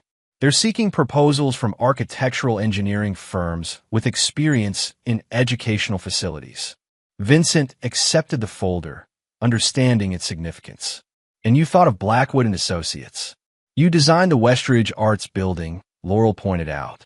"It's still considered one of the most innovative educational spaces in Massachusetts." Vincent flipped through the preliminary requirements. "I'll have our team review it. No promises, but we'll put together a competitive proposal." "That's all I ask," Laurel said, standing to leave. "Vincent, I know we can never go back to what we were. But I hope this past year has shown that we can move forward in ways that honor what was good between us, while acknowledging what went wrong." Vincent studied the woman who had been his wife for 15 years, the mother of his child, a stranger, and then a cautious ally in the aftermath of Bailey's destruction. "I think we're already doing that," he said finally. After Laurel left, Vincent turned his attention back to the remediation plans, only to be interrupted by a call from Jack. "Bailey's out of the medical ward," Jack reported. "Transferred to Colorado as planned, but in protective custody now. Apparently, his status as a building safety whistleblower has made him a target." "Ironic," Vincent noted. "The information actually helping people is what puts him at risk, not his years of corruption and exploitation." "Prison has its own moral code," Jack observed dryly. "Twisted, but consistent in its way." That evening, Vincent shared dinner with Drew, discussing the upcoming transition to RISD and Laurel's new position there. "Are you really okay with her being there?" Vincent asked directly. Drew considered the question while serving himself another portion of pasta. "I think so. We've talked a lot over the past few months. She's different now, more authentic, less perfect. And that's better. It's real," Drew said simply. "The perfect mother was always a performance. This version, flawed, regretful, but trying, I can actually relate to her." Vincent smiled at his son's insight. "When did you get so wise about human nature?" "Photography teaches you to see what's actually there, not what you wish was there," Drew replied. "Speaking of which," he reached into his bag and pulled out a small wrapped package. "Early graduation gift for you." Vincent unwrapped it to find a framed photograph, the sunrise image from Drew's exhibition, but with a subtle difference. In this version, Vincent and Drew weren't merely silhouettes against the dawn. Their features were softly illuminated, revealing expressions of quiet determination as they faced the new day together. "This is..." Vincent searched for the right words. "Thank you. It's us," Drew said simply. "After everything." Still standing, still facing forward. Vincent placed the photograph carefully on the table, struck by its perfect encapsulation of their journey. From the chaos and betrayal of Bailey's intervention in their lives, they had emerged intact. Changed, certainly, but not broken. Bailey asked me something during our meeting, Vincent said, studying the photograph. He wanted to know if it was worth it, exposing him, pursuing justice despite the cost to our family. And what did you tell him? Drew asked. That it was, Vincent replied. But I've been thinking about it more since then, and I realized something. It wasn't just worth it because of the buildings made safe or the people protected. It was worth it because of what we discovered about ourselves in the process. Drew nodded slowly. That we're stronger than we knew. Exactly, Vincent agreed. Bailey thought he was destroying us. Instead, he revealed what couldn't be destroyed. As they continued their dinner, Vincent gazed at the photograph, father and son facing the dawn, illuminated by the first light of a new day. Not perfect, not unmarked by what they'd endured, but standing together, ready for whatever came next. Bailey had indeed changed them forever, but not in the way he'd intended. Where he had sought to create victims, he had instead forged survivors. Where he had tried to instill fear, he had inadvertently planted determination. Where he had hoped to destroy a family, he had only revealed its unbreakable core. Vincent smiled at his son across the table, grateful for this moment of quiet connection, one of many that would follow as they continued rebuilding their lives, one day at a time, stronger at the broken places. Chapter 9. Rising from the Ashes. 1 year later, Vincent stood at the edge of the RISD campus, watching as Drew and his fellow students crossed the quad beneath autumn leaves. At 19, Drew had grown into himself, confident, talented, already making a name in photography circles with his unflinching yet compassionate eye. He's thriving here, Laurel observed, standing a respectful distance from Vincent. She had settled into her role as associate professor, maintaining appropriate boundaries with Drew while rebuilding their relationship on new, more honest foundations. Yes, Vincent agreed. The program suits him perfectly. They had gathered for the groundbreaking ceremony of a new RISD Visual Arts Center, a project Blackwood and Associates had won after an intensely competitive selection process. Vincent's innovative design, emphasizing natural light and flexible creative spaces, had impressed the committee with its understanding of artists' needs. The design is remarkable, Laurel said as they walked toward the ceremony site. They're already calling it a potential landmark building. Let's wait until it's actually built before declaring it a landmark, Vincent said dryly, though he was pleased by the reception his vision had received. The past year had been one of steady growth for both the firm and Vincent personally. Blackwood and Associates had expanded to 3 offices nationwide, becoming the recognized authority on structural integrity and building safety remediation. The Bailey cases, as they were now called in the industry, had established new precedents for accountability in construction. Vincent had found unexpected fulfillment in this new direction, not just designing beautiful buildings, but ensuring that existing structures were safe for their occupants. There was profound satisfaction in identifying potential disasters before they occurred, in holding accountable those who would compromise safety for profit. As they approached the ceremony site, Vincent spotted Drew photographing the event for the school newspaper. The teenager caught his father's eye and waved briefly before returning to his work, professional even at this early stage in his career. Mr. Blackwood, the RISD president, greeted Vincent warmly. We're so excited to begin this project. Your vision for the new building has energized our entire arts faculty. Thank you, Vincent replied. It's been a collaborative effort from the start. As Vincent took his place among the dignitaries for the ceremonial groundbreaking, his phone buzzed with a text. Discreetly, he checked the message. Jack with news about Bailey. Denied parole. Medical condition deteriorating. Requested to speak with you again. Advised him not to hold his breath. Vincent slipped the phone back into his pocket, his expression remaining neutral despite the rush of complicated emotions the message triggered. Bailey, once so powerful, so threatening, was now just another aging inmate with failing health, his empire long since dismantled, his name synonymous with corruption and fraud. The groundbreaking ceremony proceeded with speeches, photographs, and the ceremonial turning of soil, with gold-painted shovels. Throughout, Vincent found himself reflecting on the journey that had brought him to this moment. From the devastating discovery of Laurel and Bailey in his hot tub to this new chapter of creative rebuilding. Afterward, as the crowd dispersed, Drew approached his parents. "Got some great shots," he reported, showing them preview images on his camera's display screen. "Dad, you actually smiled in a few of these." "Making progress." Vincent chuckled. "I smile.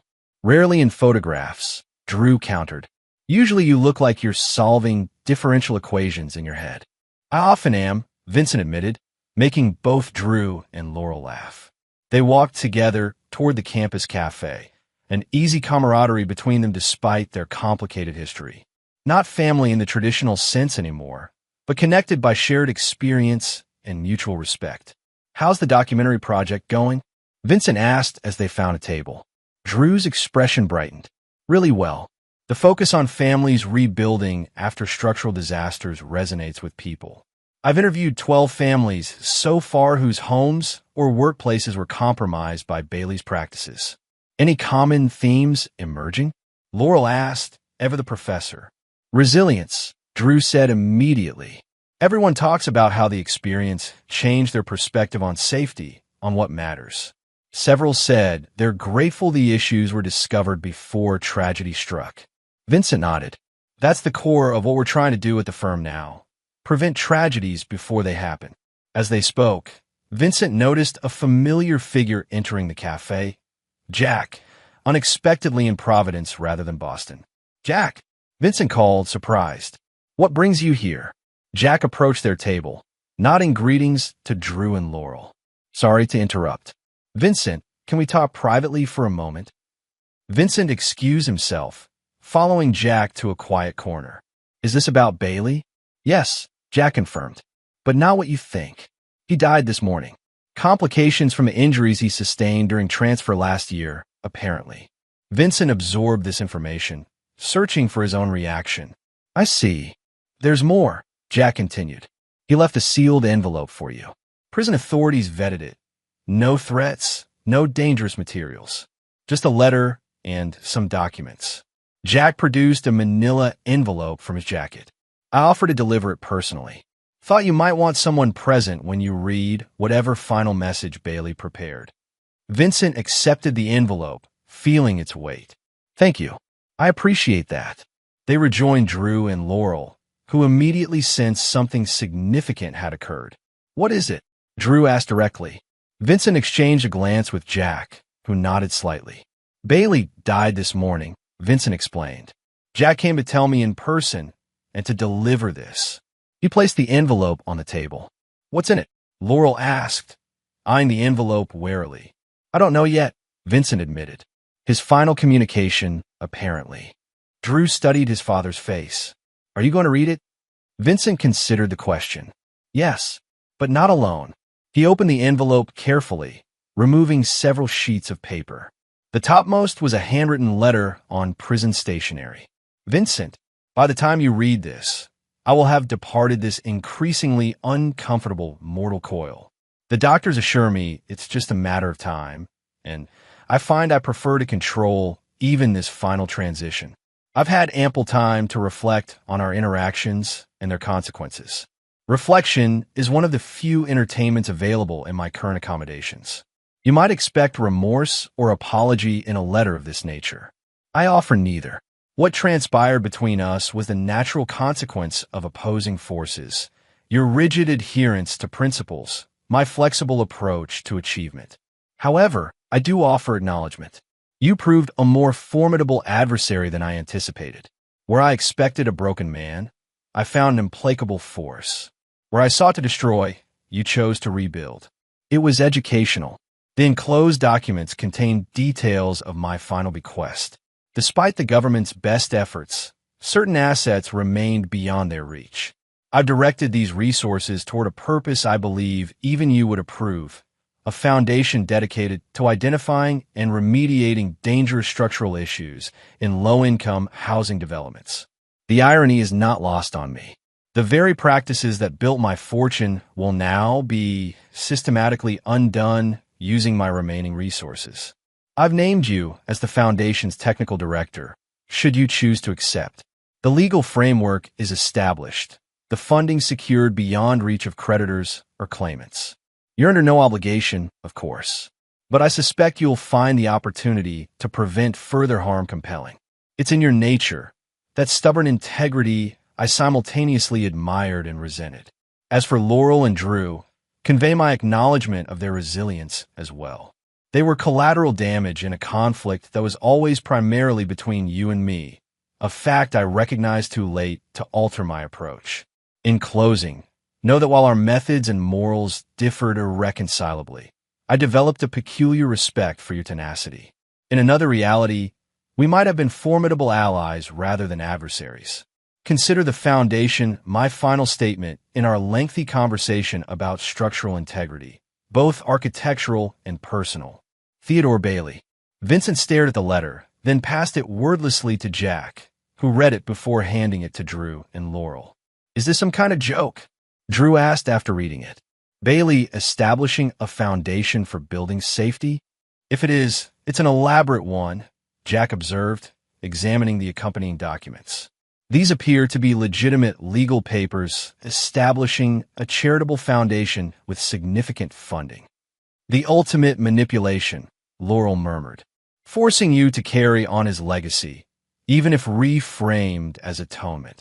Vincent studied the detailed Foundation documents, his mind racing with possibilities. The funding was substantial, nearly $12 million held in offshore accounts that had somehow escaped the federal seizures. The mission aligned perfectly with Vincent's current work, addressing one of his primary concerns. That while luxury buildings like the Horizon Tower received immediate attention and remediation funding, similar issues in affordable housing often went unaddressed due to financial constraints. What are you thinking? Jack asked, watching Vincent closely.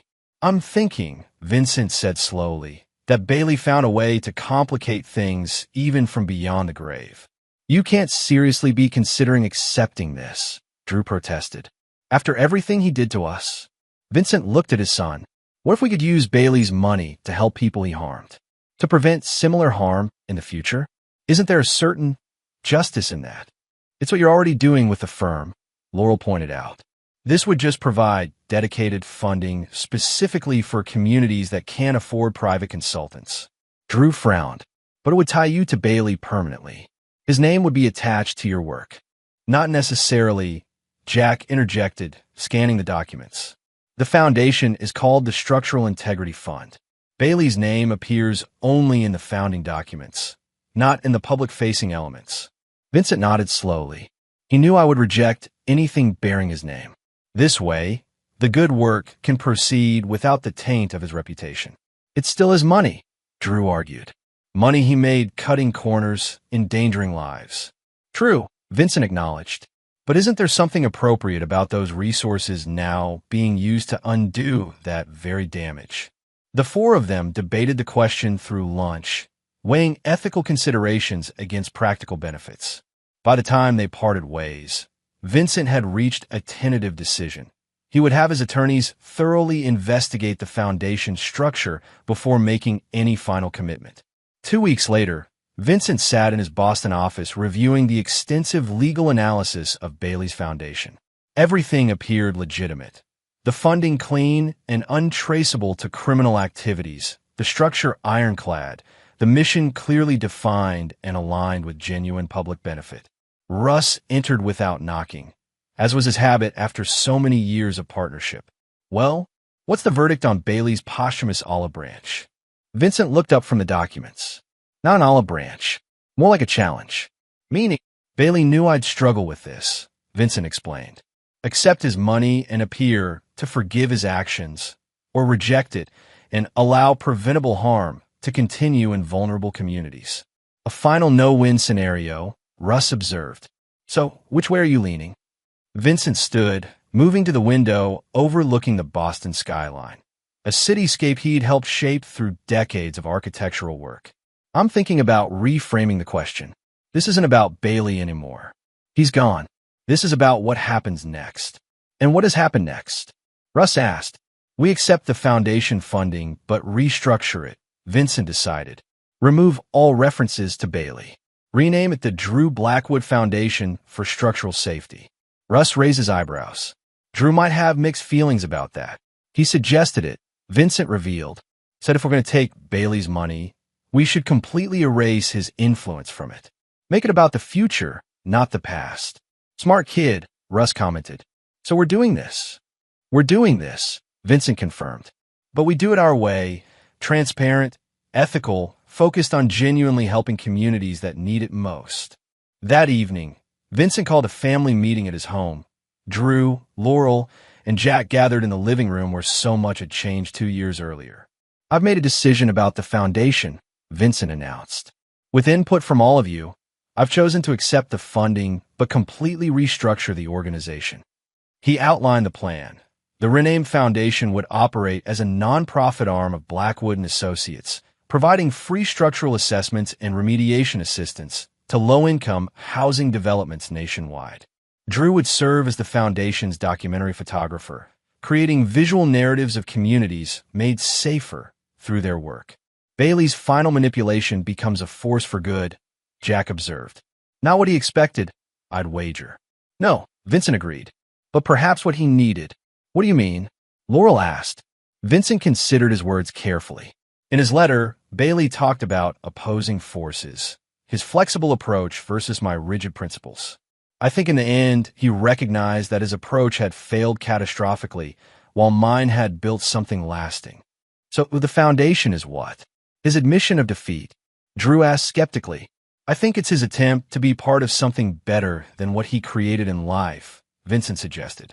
A final acknowledgement that integrity matters.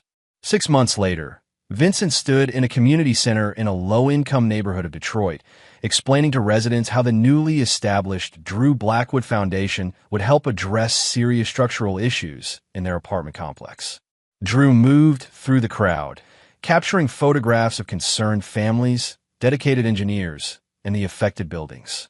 His documentary work had already helped the foundation secure additional funding from major donors impressed by the powerful visual storytelling.